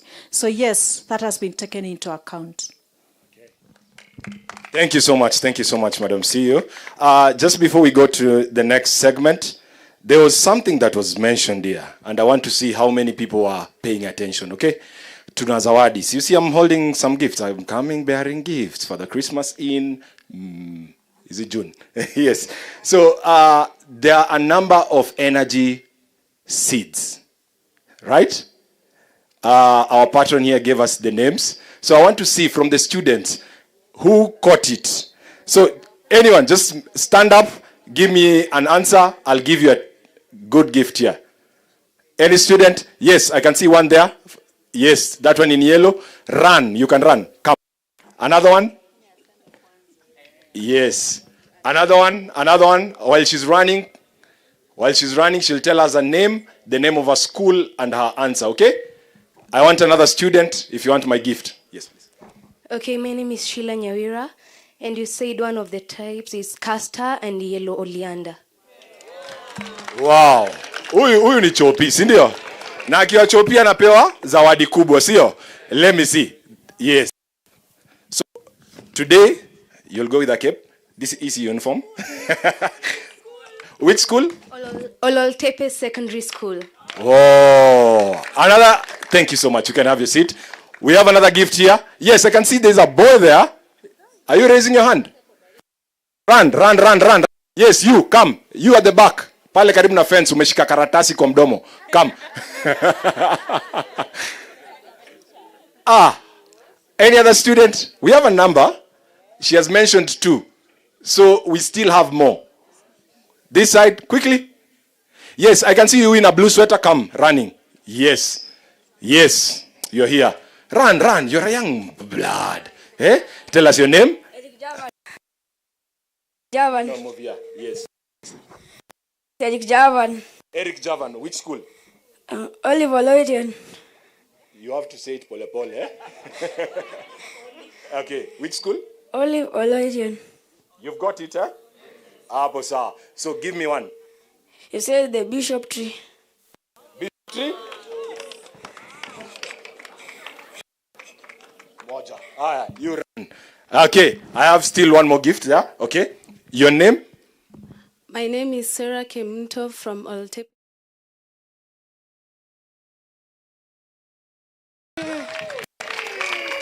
Karibu sana. What's your beautiful name? My name is Evelyn Wanchiro from Narumaro Mixed Secondary School, and one of it is Alan back here. Yeah. You see, it comes with the territory, right? It comes with the territory. I'd like to recognize some few organizations which I didn't mention earlier. We have SMARTS. Wapigie makofi. Wako wapi tuone tu. Let's recognize them. We have KQ Pride of Africa. Tumesema sana, si ndio? Lakini bado tutasema. Unajua kitu moja mimi hujua? Emirates watufiki. Ethiopian Airlines watufiki. Kofi. Brand ambassador ndio huyu. Nimeshaji. Okay. We have Kenya Forest Service. Wapi makofi yao? We have Carefree. Wapi makofi ya Carefree? There they are represented. Asante sana. We have KNUT. Wako wapi tuwaone tu. Representing from Jiado, from Nairobi. Asante sana. We have the county government representatives. Wapi county government representatives. Thank you so much. Finally, we have Bleroit Saf. Beriot Saf. Wako wapi? Tuwaone. CEO. Yes, we have the KWS as well. Tukisonga mbele, sio? So, right about now, before I internalize this, we have a group who are going to give us a small presentation, okay? And this group, it's one of the visionaries. A minute.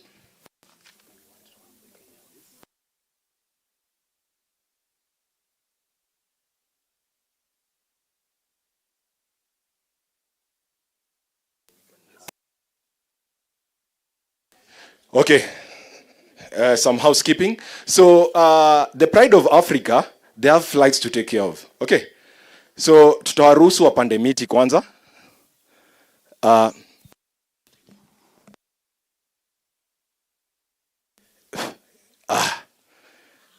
I think I need to stand somewhere. Abosa. So some housekeeping. We have KQ, the Pride of Africa. They'll be going to take care of flights. Wahakikisha kwamba we are getting profits, they are coming in kabisa. So right about now we'll have them just this way with the Kenya Forest Service representatives. They'll go plant trees because they are leaving. So to Arusu, they plant their tree. We told you the journey of 2 billion starts today. So we are making history today. So we are starting with the Pride of Africa. I allow you, as the DJ plays a small music, to exit the podium or the stage.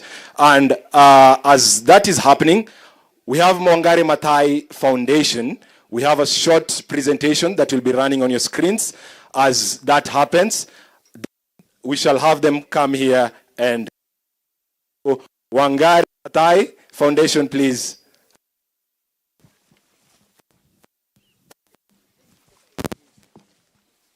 DJ.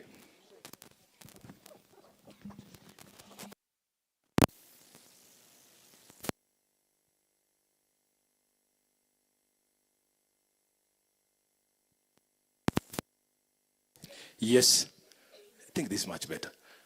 So,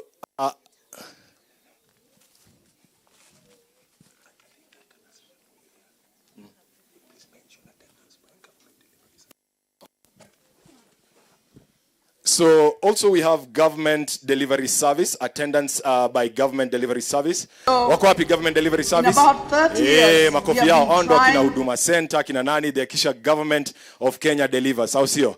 I remember it was launched by President Mwai Kibaki? Uhuru Kenyatta, yes. Asante sana. As that is happening, are we ready? We are ready with the screens. Okay, let's look at the screens.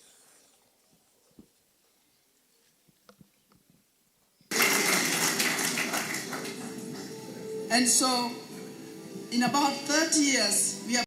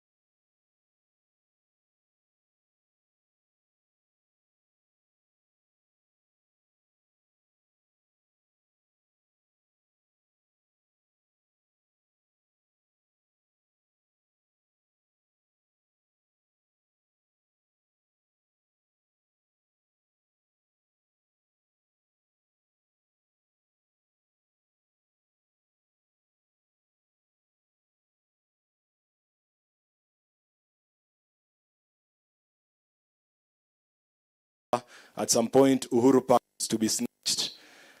Wangari Maathai, Professor Wangari Maathai, decided to mobilize other women to go and protest for Uhuru Park to be as is, so that you can get to enjoy, the future generations can get to enjoy what we, when we talk about healthy, when we talk about an environment that has trees, that has all that, all those benefits. We can see that fruition, and that's why she was recognized and given a Nobel Peace Prize just for her efforts in the environment. Right about now, what you're seeing on your screens is the Pride of Africa team, KQ, alongside the Kenya Forest Service, who have all picked their fruit trees, their seed, energy seed trees, And they'll be planting them right about now. It's live on the WJ Mdolo Facebook pages. We are also live on Testimony TV. So wherever you are, if you have a smartphone, please go on your smartphone, search WJ Mdolo Foundation, like the page, share, because you are our ambassador. Today, you are our ambassador. We said that journey has begun. The 2 billion trees by 2030, I believe if we all come together, we can even surpass the 2 billion.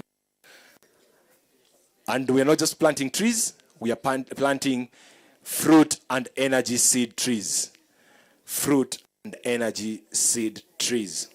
I also would like to recognize the presence of ICT Authority of Kajiado, who are present in the house. I also would like to recognize partnership from various partners, NCBA, we have World Vision, we have Farm Kenya, we have KTN Standard Group, we have the University of Nairobi, we have SPH, we have Christ is the Answer Ministries, that is CITAM. They are the host today of today's event. Other than that, we have Testimony TV, which I've just mentioned, which is our media partner today alongside Awakening Pictures. We have, this event is actually parallel because it's not just happening in Kenya, it is also happening in Zambia. So whatever you're doing today, know that you're not the only persons or the only people who are taking part in this project. It's an African project, but we take ownership. The first steps will be made by us Kenyans and Zambians watching. So the process of planting trees is happening, and that as that happens, we shall be looking at various partners who have joined us today just to ensure that this day is a success.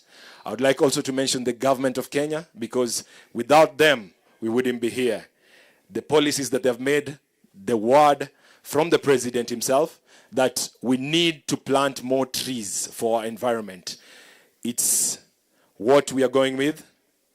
We have various representatives from government, various representatives from schools. We have a number of schools present. Let me just go back to that and mention the schools which are present here with us. We have Sitam Children's Center, we have Oletipi Secondary School, we have Faith Joy Academy, we have Narumoro Mixed High School, we have Ereteti Mixed Secondary School, we have Oloitokish Junior Secondary School. I think by the time I leave here, I'll be knowing some Maasai. Ololoitokish. Tukosh.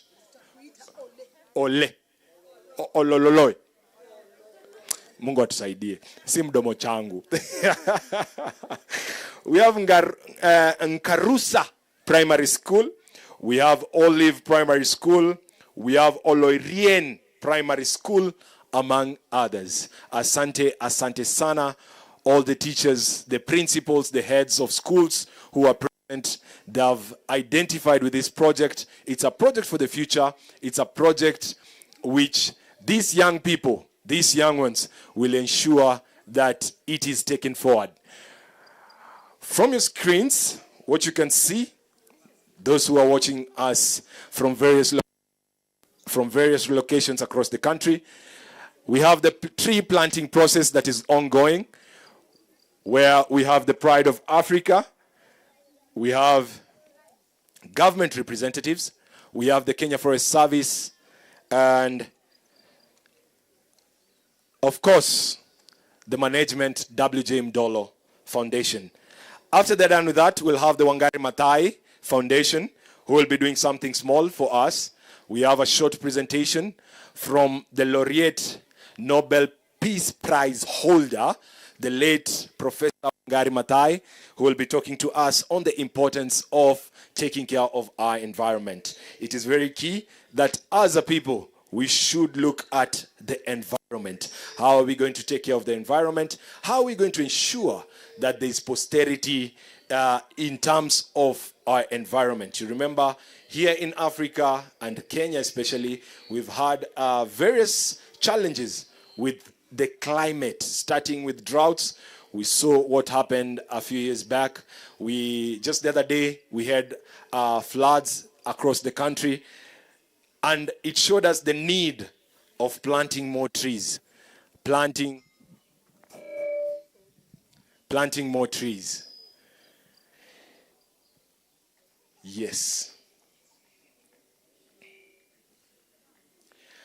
For the children, just some housekeeping. For the children, we have our restrooms on this side, on my left-hand side. The building's just right behind me. That's where we have the restrooms. We have a water point. We know it might, some of you might feel thirsty, get the need to have some drinking water. We have a water drinking point right on my left, just after the car park. We have a drinking water point. So for the students, for the pupils, please feel free to walk there, have a drink. Yes, we know that water comes from a sustainable environment. If we don't sustain our environment, we won't have enough sufficient drinking water, especially right. This is a very significant exercise. It's happening in Kajiado County, and we know this county, they are majorly known as pastoralists community. It's a pastoralist community, and the need for water is what has brought us here. And we are saying today that with sufficient trees, we'll have sufficient water for our animals. Even in our pastoralism, we are sure that the future is bright, that we are sure that we shall have future pastoralists. We'll have future learned pastoralists. I'll see you.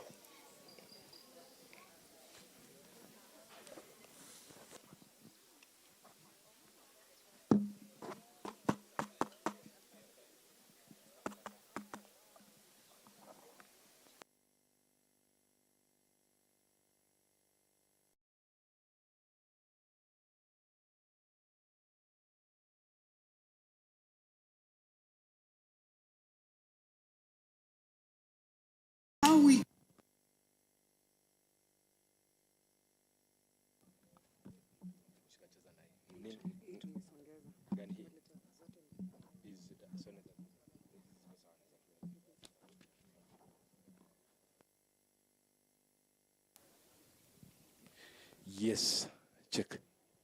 1, 2. Some juice? Aye. So just to mention, or a quick reminder, is that we are live on our social media platforms.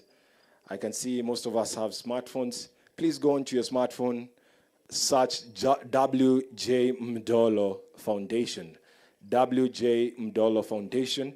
We have the live stream going on there. Kindly share, so that the world knows that in Kenya, World Environmental Day happened in Kajiado, and it was phenomenal. It was amazing, with amazing people, amazing group of people, amazing partners, amazing students who have come to be with us here today. We thank you, thank each and every one of you for making time, ensuring that today is a day that we are going to be ambassadors of our environment. And how we do it?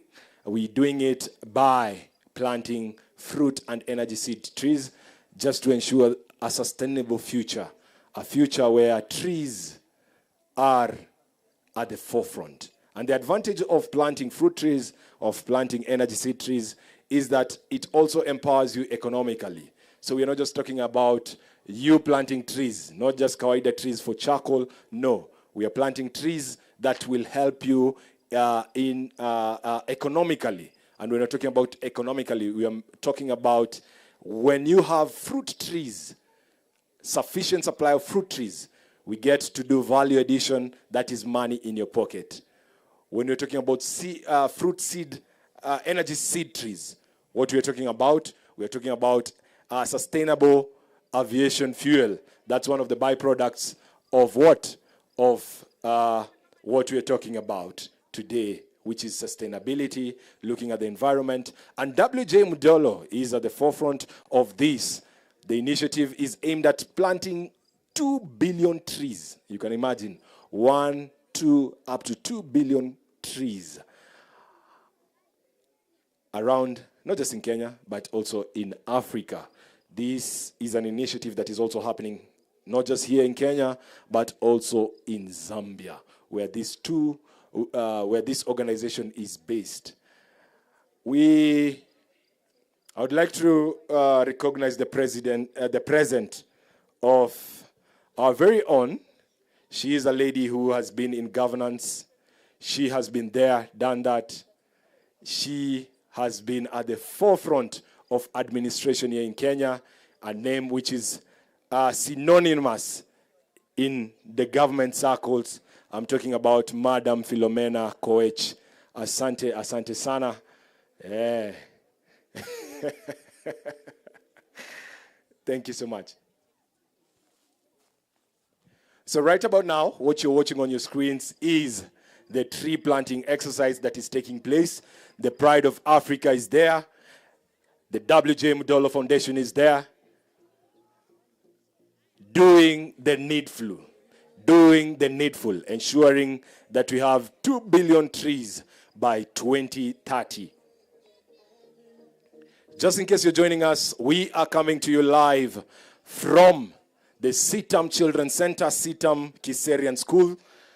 This is the heartbeat of this exercise today as we are debuting into the Kenyan scene, into the African scene, WJ Mudolo. Today we have the official launch of the foundation. Quite significant. And I believe wherever you are getting motivated, you're getting inspired. You're looking at the environment, at your environment in a different perspective. My name is Brian Suma. Call me Captain, God's favorite host. I am your MC today. And I believe you're getting to learn one or two things. You're getting to look for seeds and energy seed trees. You're looking for fruit trees to plant wherever you are. Today, the initiative, we are encouraging you to plant not 1, not 2, not 3, but as many trees as possible. Make sure it's either a fruit tree or an energy seed tree. This way, you'll get to gain. There's an advantage economically when you do so.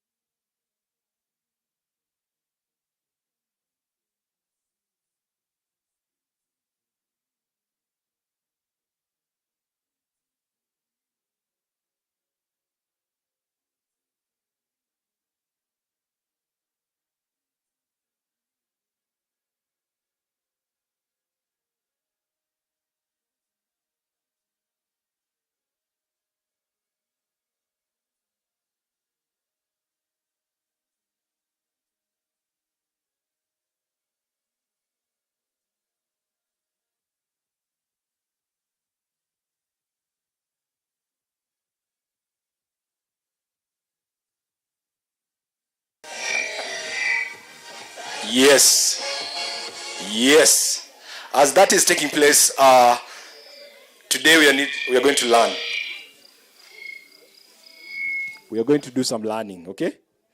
I'm in Kajiado County, and besides me, I have a principal of a school. He's going to introduce himself, and he's going to help me pronounce these names. Tuko sawa mpaka hapo? Wanafunzi mko sawa? Today I'm learning. Learning is a continuous. Thank you. Hata wazee wanasoma, inaitwa Gumbaru. Thank you very much, our MC. I'm Daniel Marigi, the principal on Choro Nyori Comprehensive School. On Choro Onyori. Wait. We are going to do this together. Where's Mama? Onchoro Onyori. Onchoro Onyori. Yes. So we have Onchoro Onyori Junior Secondary and Primary School. Yes. I'm right? Yes. Okay, let me change the mic.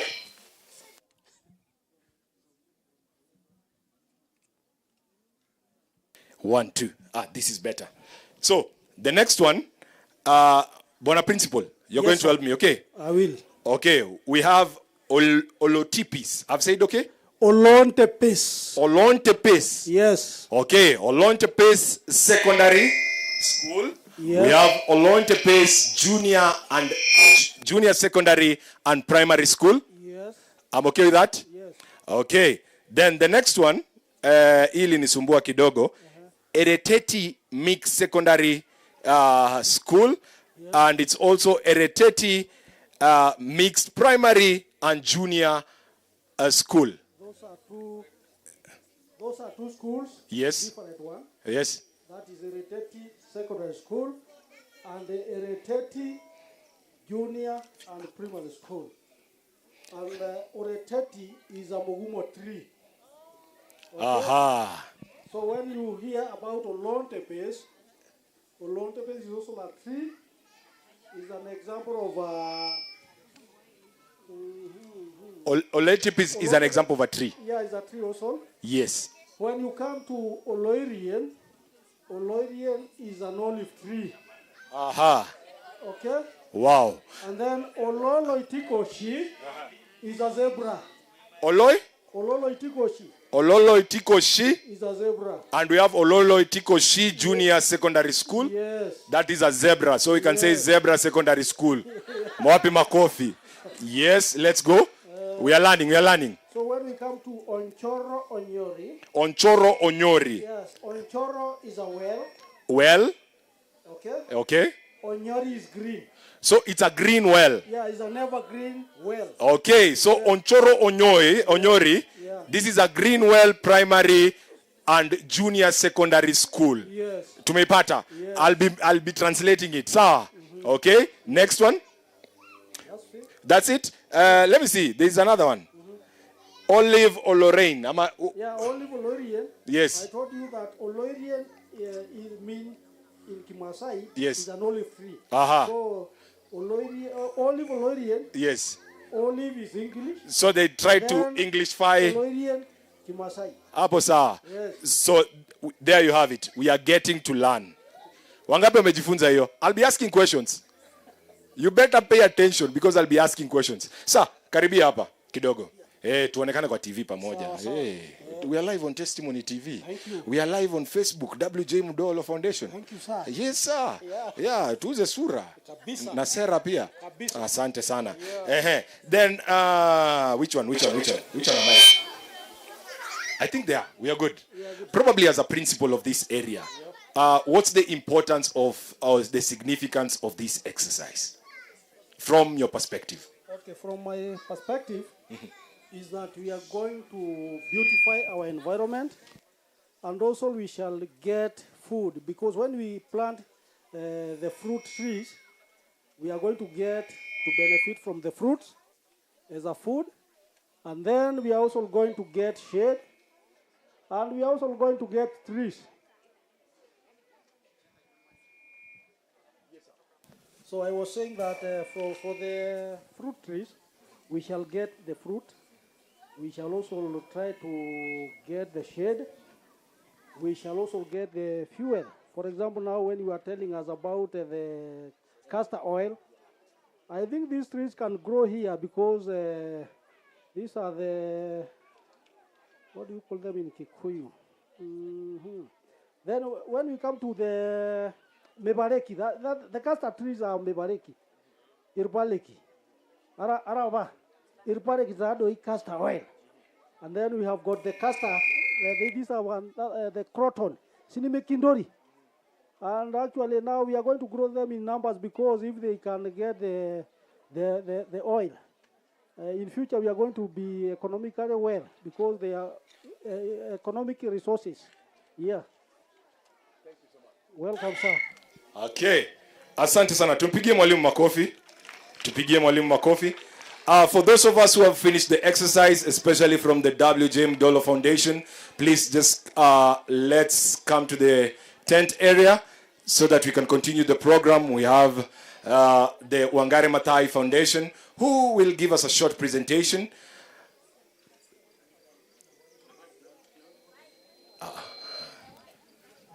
Okay, so we are there. Thank you so much. Thank you so much. As they are making their way, media, please, let's have the Wangari Maathai Foundation clip on the screens.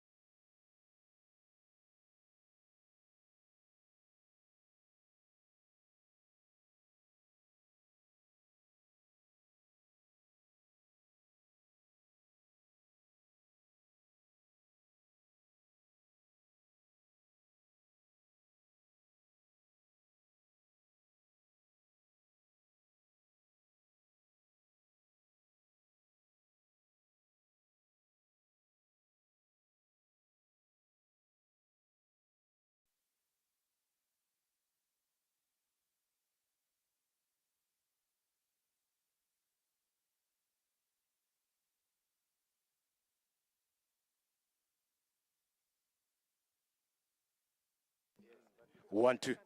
Yes. Okay. Right about now, before we get into it, I would like to have all the government officials on stage. All the government officials on stage. We'll take a short photo with them as the Wangari Maathai team prepares to come on stage. Also, we have the poems from the children. Be ready. You're coming up next. The adjudicators, please take up positions because we'll be awarding gifts to winners.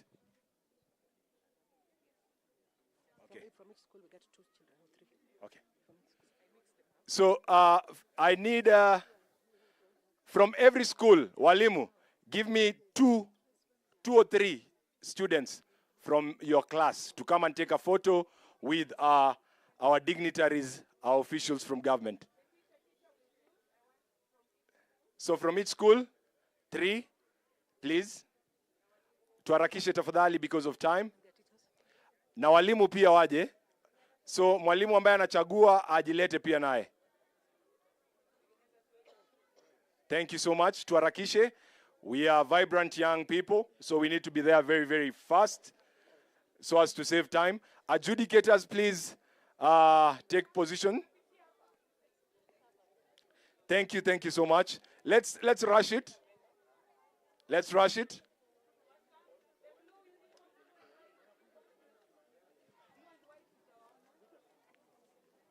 Please. Let's have also the WJ Mdolo Foundation representatives also to be in that picture. Let's have the students behind on the podium, tupande podium, ili tutoshane na our great government officials who are here with us. Asante sana, Madam Commissioner. Yeah, take center stage pale katikati, Madam Commissioner. Asante. Watoto wengine wadogo, hawa wadogo kabisa, kujeni hapa mbele. Girls and boys, please, kujeni hapa. Thank you so much.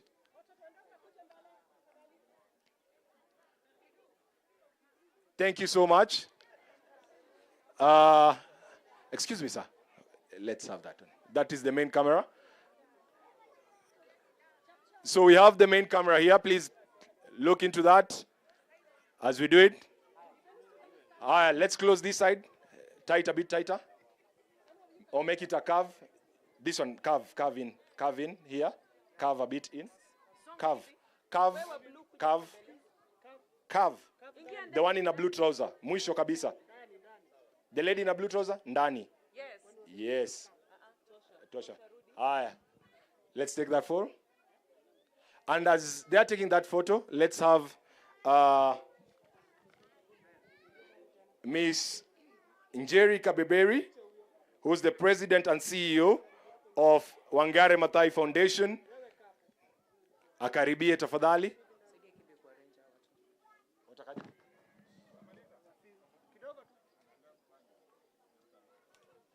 Let's all look into the camera. Look at this, it's the main camera. Everybody smile.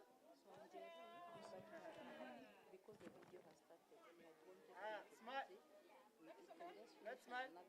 Last one. Nice one. Nice. Because the idea was for me to speak and introduce the videos, and then they show the videos. But you can just show, you can tell them to run the 1-minute video because it's like a call. What are the children living here with? Okay. We have a very, very good CEO, the CEO of Wangari Maathai Foundation, who has given us a very brilliant suggestion. So, children, watoto wa shule pupils, I want you to take a look at the screen because this is a call to action for you guys.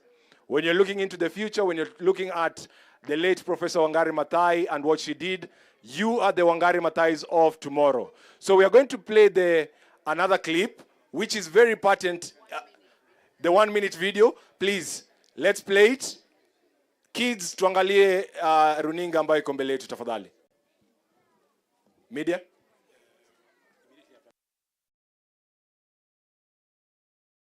Overwhelmed. The story of the hummingbird is about this huge forest being consumed by a fire. All the animals in the forest come out. Overwhelmed. The story of the hummingbird is about this huge forest being consumed by a fire. all the animals in the forest come out and they are transfixed as they watch the forest burning, and they feel very overwhelmed, very powerless, except this little hummingbird.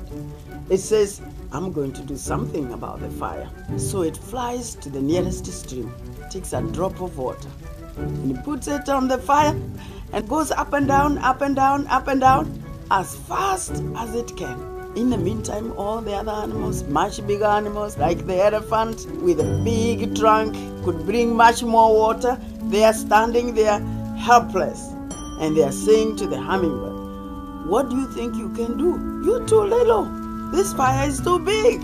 Your wings are too little. And you're big, so small. You can only bring a small drop of water at a time. But as they continue to discourage it, it turns to them without wasting any time and tells them, I am doing the best I can. And that to me is what all of us should do. We should always feel like a hummingbird.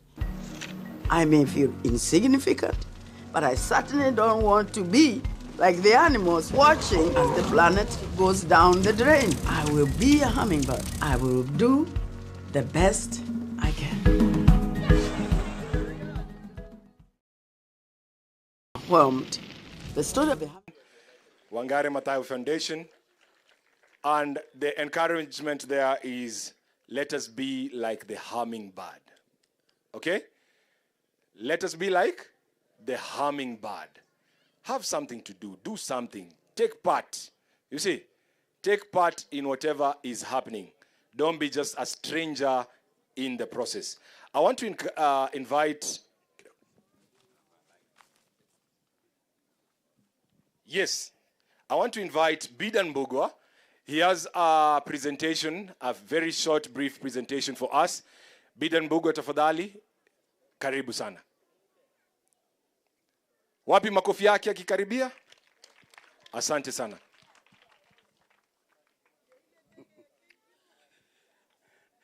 Good afternoon.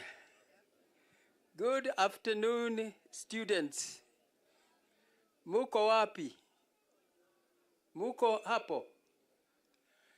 I don't want to repeat anything that has been said, and so my notes are not very relevant now. I want to do a few practical things. First, I would like you pupils to breathe in as deeply as you can, even you adults. Can you breathe in? Breathe in. In, in, in, in. Then let the air come out very slowly. Okay? Again, breathe in again.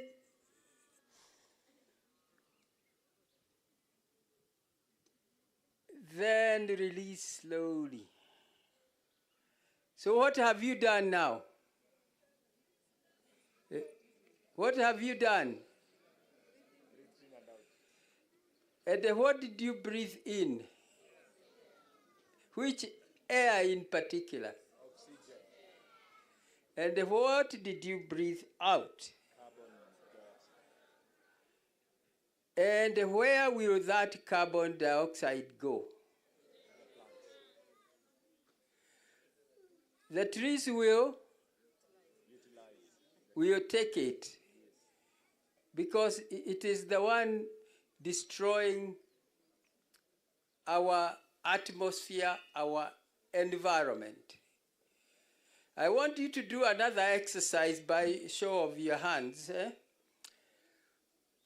The pupils and the adults, everybody has a birthday, isn't it? Everybody here has a birthday. Those who are born in January, raise your hands. Wow. We have many January. Okay, put it down. Those who are born in February. Wow. March. It's like you have equal numbers here. Those who are born in April.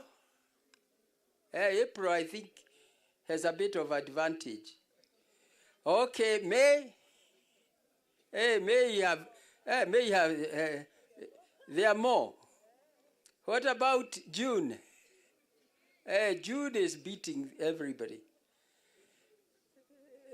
July, July is up. Is it because it's cold? August, August is massive. September, October, not as many. And then November and December. Wow. I think December is the best month to give birth. Now, I want you to tell your next neighbor, you have the one next to you, which is your tribe. Now your tribe from today will be either tribe of January or February up to December.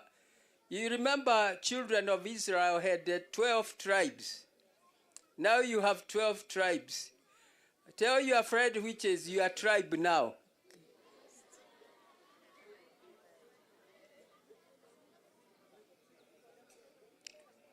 Now, what I would like you to be doing in this school, where is the headmaster of the school? Are you here, the headmaster or headmistress of the school? Come. Come.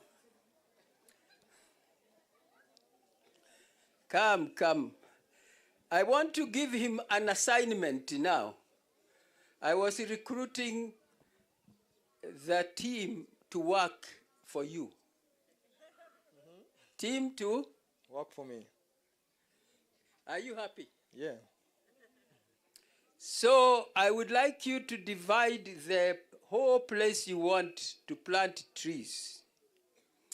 And each environmental tribe, you give their portion of,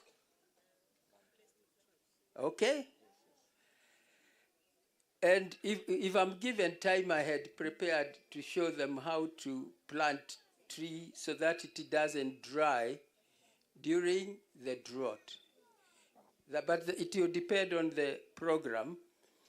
So you are going to take names of each tribe, environmental tribe. And you give them their portion where they are going to plant. And you put a signboard. This is for February, March. Till December. And then they will be taking care of those trees, each tribe. If they need to bring water, they come and pour. Because in another 6 months, I will come back with the prizes for those whose trees have all grown well. So have I helped you? Tell Very them much. What you think. I think it's a brilliant idea. Actually, it's a time-saving thing, right? Yeah. So we already have our groups. Thank you. So, where is the? He gave me little time, and I wanted to honor it. Thank you, sir. Thank you so much. Wapi makofi yake tafadhali? Wapi makofi yake? We have the adjudicators present. Wako karibu, because we want to get into the next section. Wale wanafunzi ambao they have presentations, please, let's start. Haraka upesi. We have the principal, CITAM Schools, who will help us invite the first group of students, please.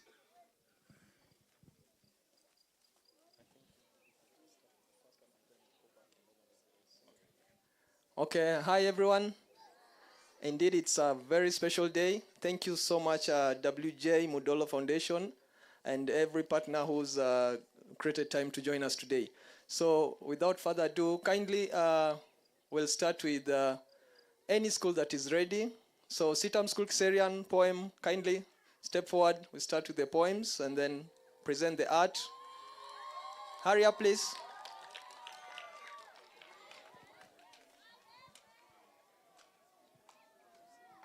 And any other school, kindly just prepare so that when they're done, it will be your turn, okay? I'll suggest you move to this side. The presenters, kindly move to my right, beside the tent. The presenters, beside the tent. Thank you so much, Principal Sitam Schools. And as they're coming, let me take this opportunity to honor and recognize our adjudicators, Mr. Biden Mbogwa. He is the President, Blue Green Foundation, Africa. Wapi, Mr. Biden Mbogwa. Hapo saa, makofi yake. We have Daisy Akinyi, who is the CEO, Forest Society of Kenya. Where is Daisy Akinyi? Let's just recognize you, Daisy Akinyi. She's somewhere. Okay. Then we have Nyagodi Chege, who's the board chair, Green Belt Movement. Nyagodi Chege. So we have a representative, somebody to represent Nyagodi. Asante sana. We have Jen Njuguna, who's the acting director, chief executive officer, Kenya Forest Service, Kenya Forestry Research Institute, Carefree. Is she present? We have a representative there. Thank you so much. Then we have Jean James Ogola, who's the director, Timao Group. She's present. Asante sana. We have Njeri Kabeberi, who's the president and CEO Wangari Maathai Foundation. Wapi makofi yao? Watoto with the poem. Sitam, are you ready? I was doing this while you're coming. Please, tuarakishe. We want to save on time. Please, we have...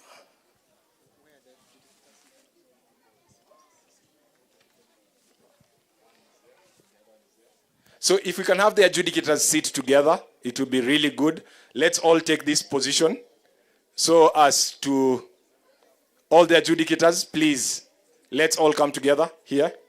It will be easier. Please, let's save on time quickly. Watoto, when you're called upon, please, let's rush because time is not on our side.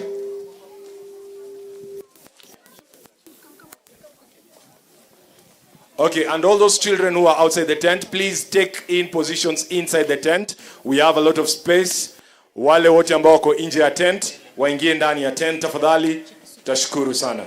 Sitam, take it away.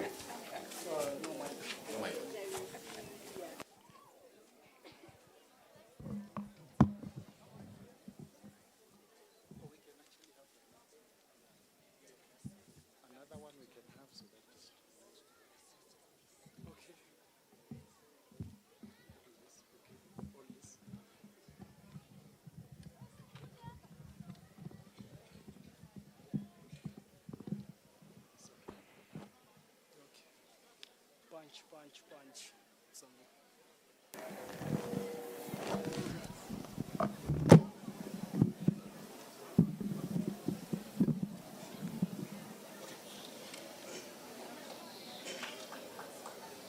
From the deepest part of C-I-T-A-M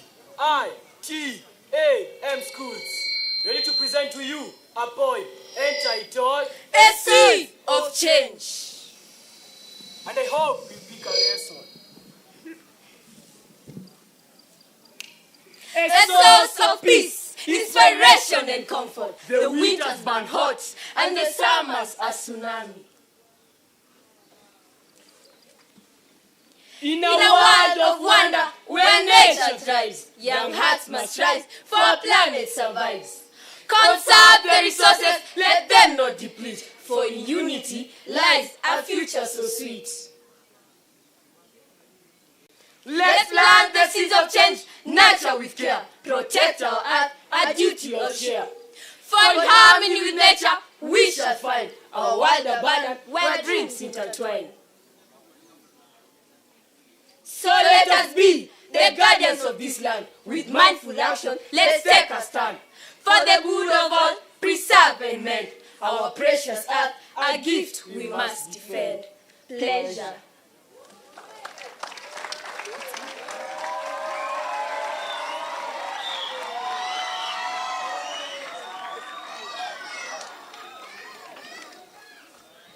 Wapi makofi yao tena.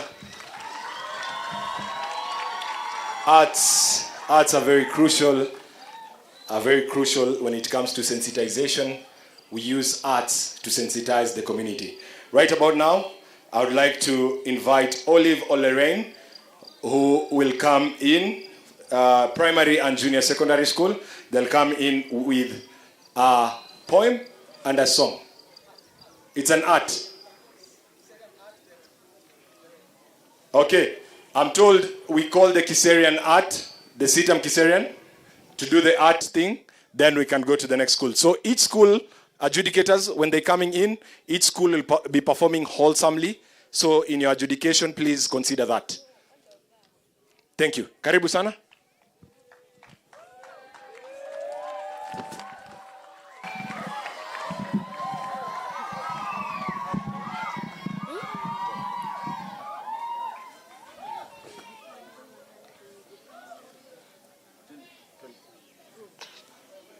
You is Sitam School's art, ready to present to you.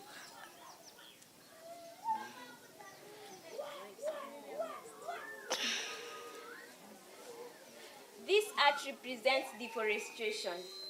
What is deforestation? Deforestation is the cutting down of trees without replacement. These trees were cut down. As you can see, we put this light shade of yellow to show that this place is very dry. What is that? Deforestation, effects of deforestation, you ask? 1. Deforestation causes lack of rain. Deforestation causes drought. And what is the result of drought? Lack of food. The charcoal is burning from the trees. They have nothing to cook but something to burn.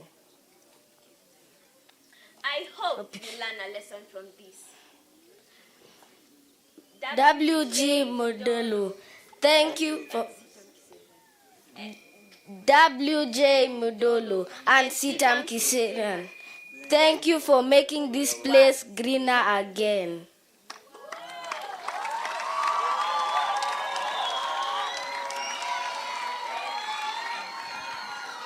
Wapi makofi yao? Wapi nduru yao? Yeah. Sitam schools. Sitam schools. Mpo. Nikisema mpo mnasema tupo. Mpo. Aya, let's put our hands together as we welcome the next group. Oloitipis with a poem and art. Karibu sana.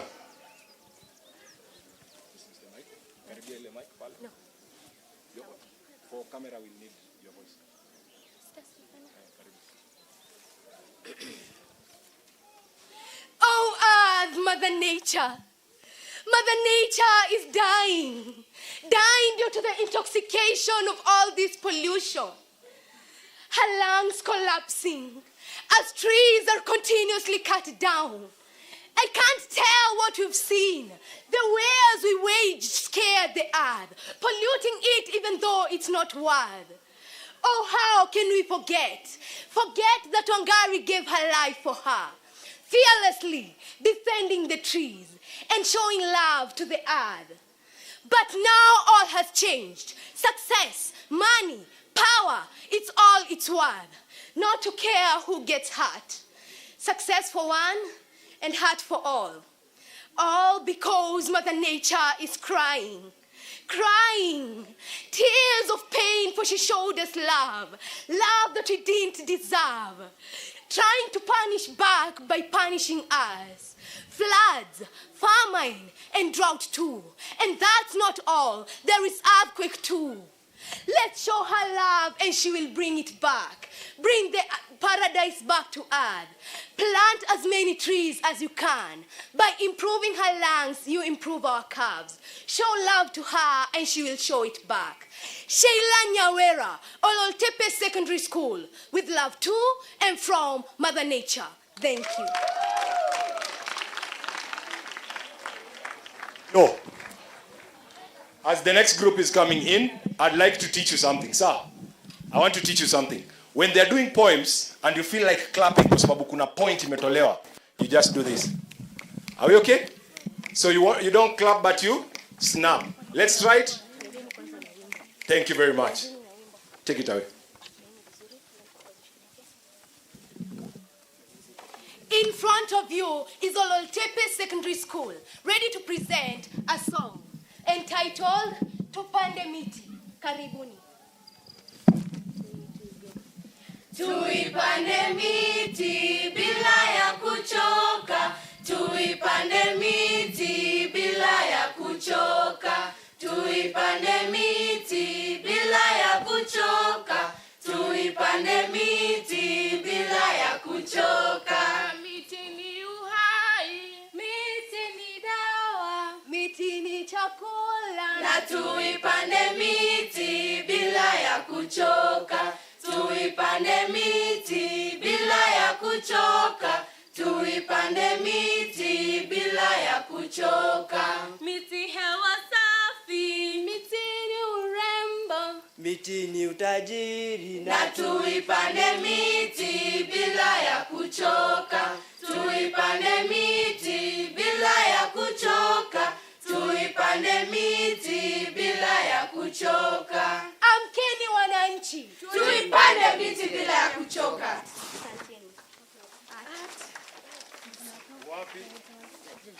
Wapi kelele yao? Wapi nduru yao? Sasa wakiimba tunaweza piga nduru. Sasa leo wanaendelea kani poem tunafanya nini? Tuna snap, au sio? I can see the representatives of the Kenya Forest Service. Wamefurahi sana, wana smile tu. Next. All protocols observed. Good afternoon. We are glad to be here at Ololtepe Secondary School. We are the sole source of knowledge. As you can see, one side is dry and another side is green. This implies the conservation of environment. As you can see, there is a cow, there is a healthy cow, there is a river flowing, there is a bird eating fruit, there is a flying bird. This side you can see it is dry, there is a dying cow, there is a vulture eating carcasses, there is a dry river, there is a very hot scorching sun, and that implements that when you cut trees, the environment will be destroyed and it will dry. So you must choose your way. Which is your way? Thank you. Let's celebrate them. Let us celebrate them. Let us celebrate them. Tuwapige makofi. Asante sana. Quickly, let's invite next on stage Olive Oloiren Primary and Junior Secondary School with a song and an art. Karibuni sana.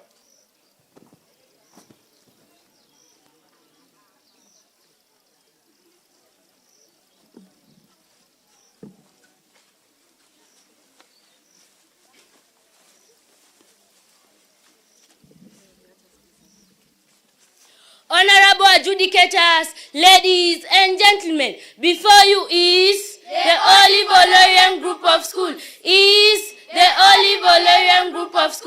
Ready to present to you a poem entitled Desertification. So sit back, relax, and enjoy. Welcome.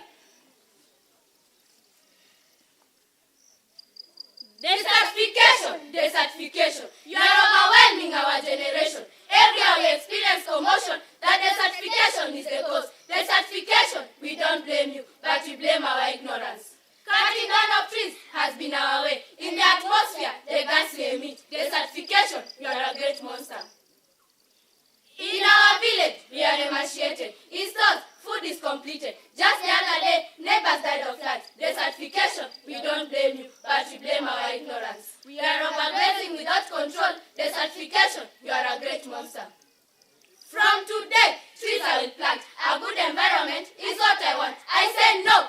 emission of carbon, desertification, we don't blame you, but we blame our ignorance. We are mining without control, desertification, you are a great monster. Thank you. Let's celebrate them. Yes, we have the next group coming in, still from Olive Olorraine. Please, tuharakishe.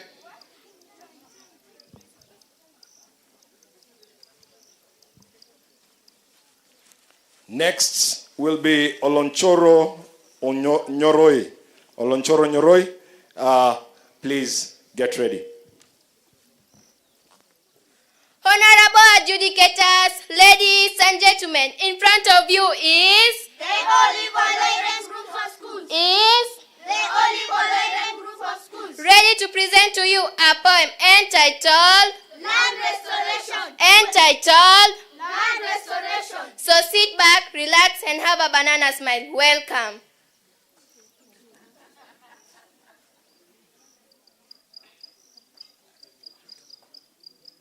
I am a determined child, suffering from hunger. Our land is bare, it produces nothing. Questions I ask, no answer I get. Excuses everywhere, but the answer I have. Land restoration will be our game changer. Planting trees I embrace, my future generation I must save. No hunger will strike us, for agriculture shall be our backbone. Land restoration will be our game changer. I feel the smell, it is you, carbon, destroying our ozone layer, exposing us to global warming. Just the other day you killed many, who are you to kill now? For we have a solution, land restoration will be our game changer. Thank you. Asante sana. Let's celebrate them. Let's celebrate them. A few changes. Let's have Olorraine Primary and JSS. Please tukaribie kwa sababu I understand you're coming from far and we need to see that presentation. Please tuharakishe. Tuharakishe tafadhali. You can move faster than that.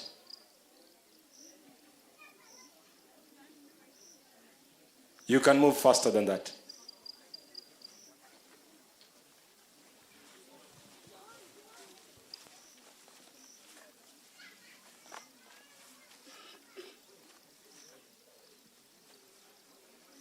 Our teachers, parents, and my fellow environmentalists, in front of you is Olorraine Comprehensive School, ready to present you with a poem entitled Restore the natural world. Entitled Restore the natural world. Yes, restore the natural world. Sit back, relax, and have a banana smile. Welcome.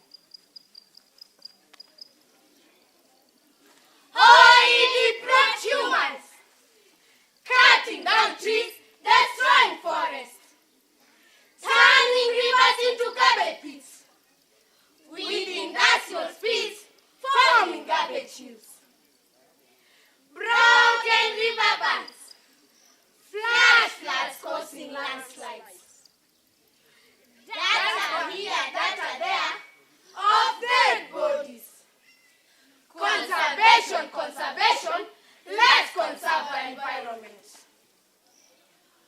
All over the media, left, right, and center, we hear of fake fertilizers, hence polluted soil. Our soil incapable of bearing fruits, our stomachs bare. Conservation, let's conserve our environment. Dry rivers, bare forests, eroded soil due to soil disturbance. Animal carcasses lying all over our lands just to feed the hyenas, only to leave our stomachs bare. Conservation, let's conserve our environment. Stop the spillage of industrial waste, stop the use of artificial chemicals. Conserve our soil through cover crops, irrigation and rotation of crops. Our dear conserved lands, our beautiful future. Thank you. Wapi kelele yao? Wapi makofi? Wapi makofi? Next group on stage, please tuharakishe.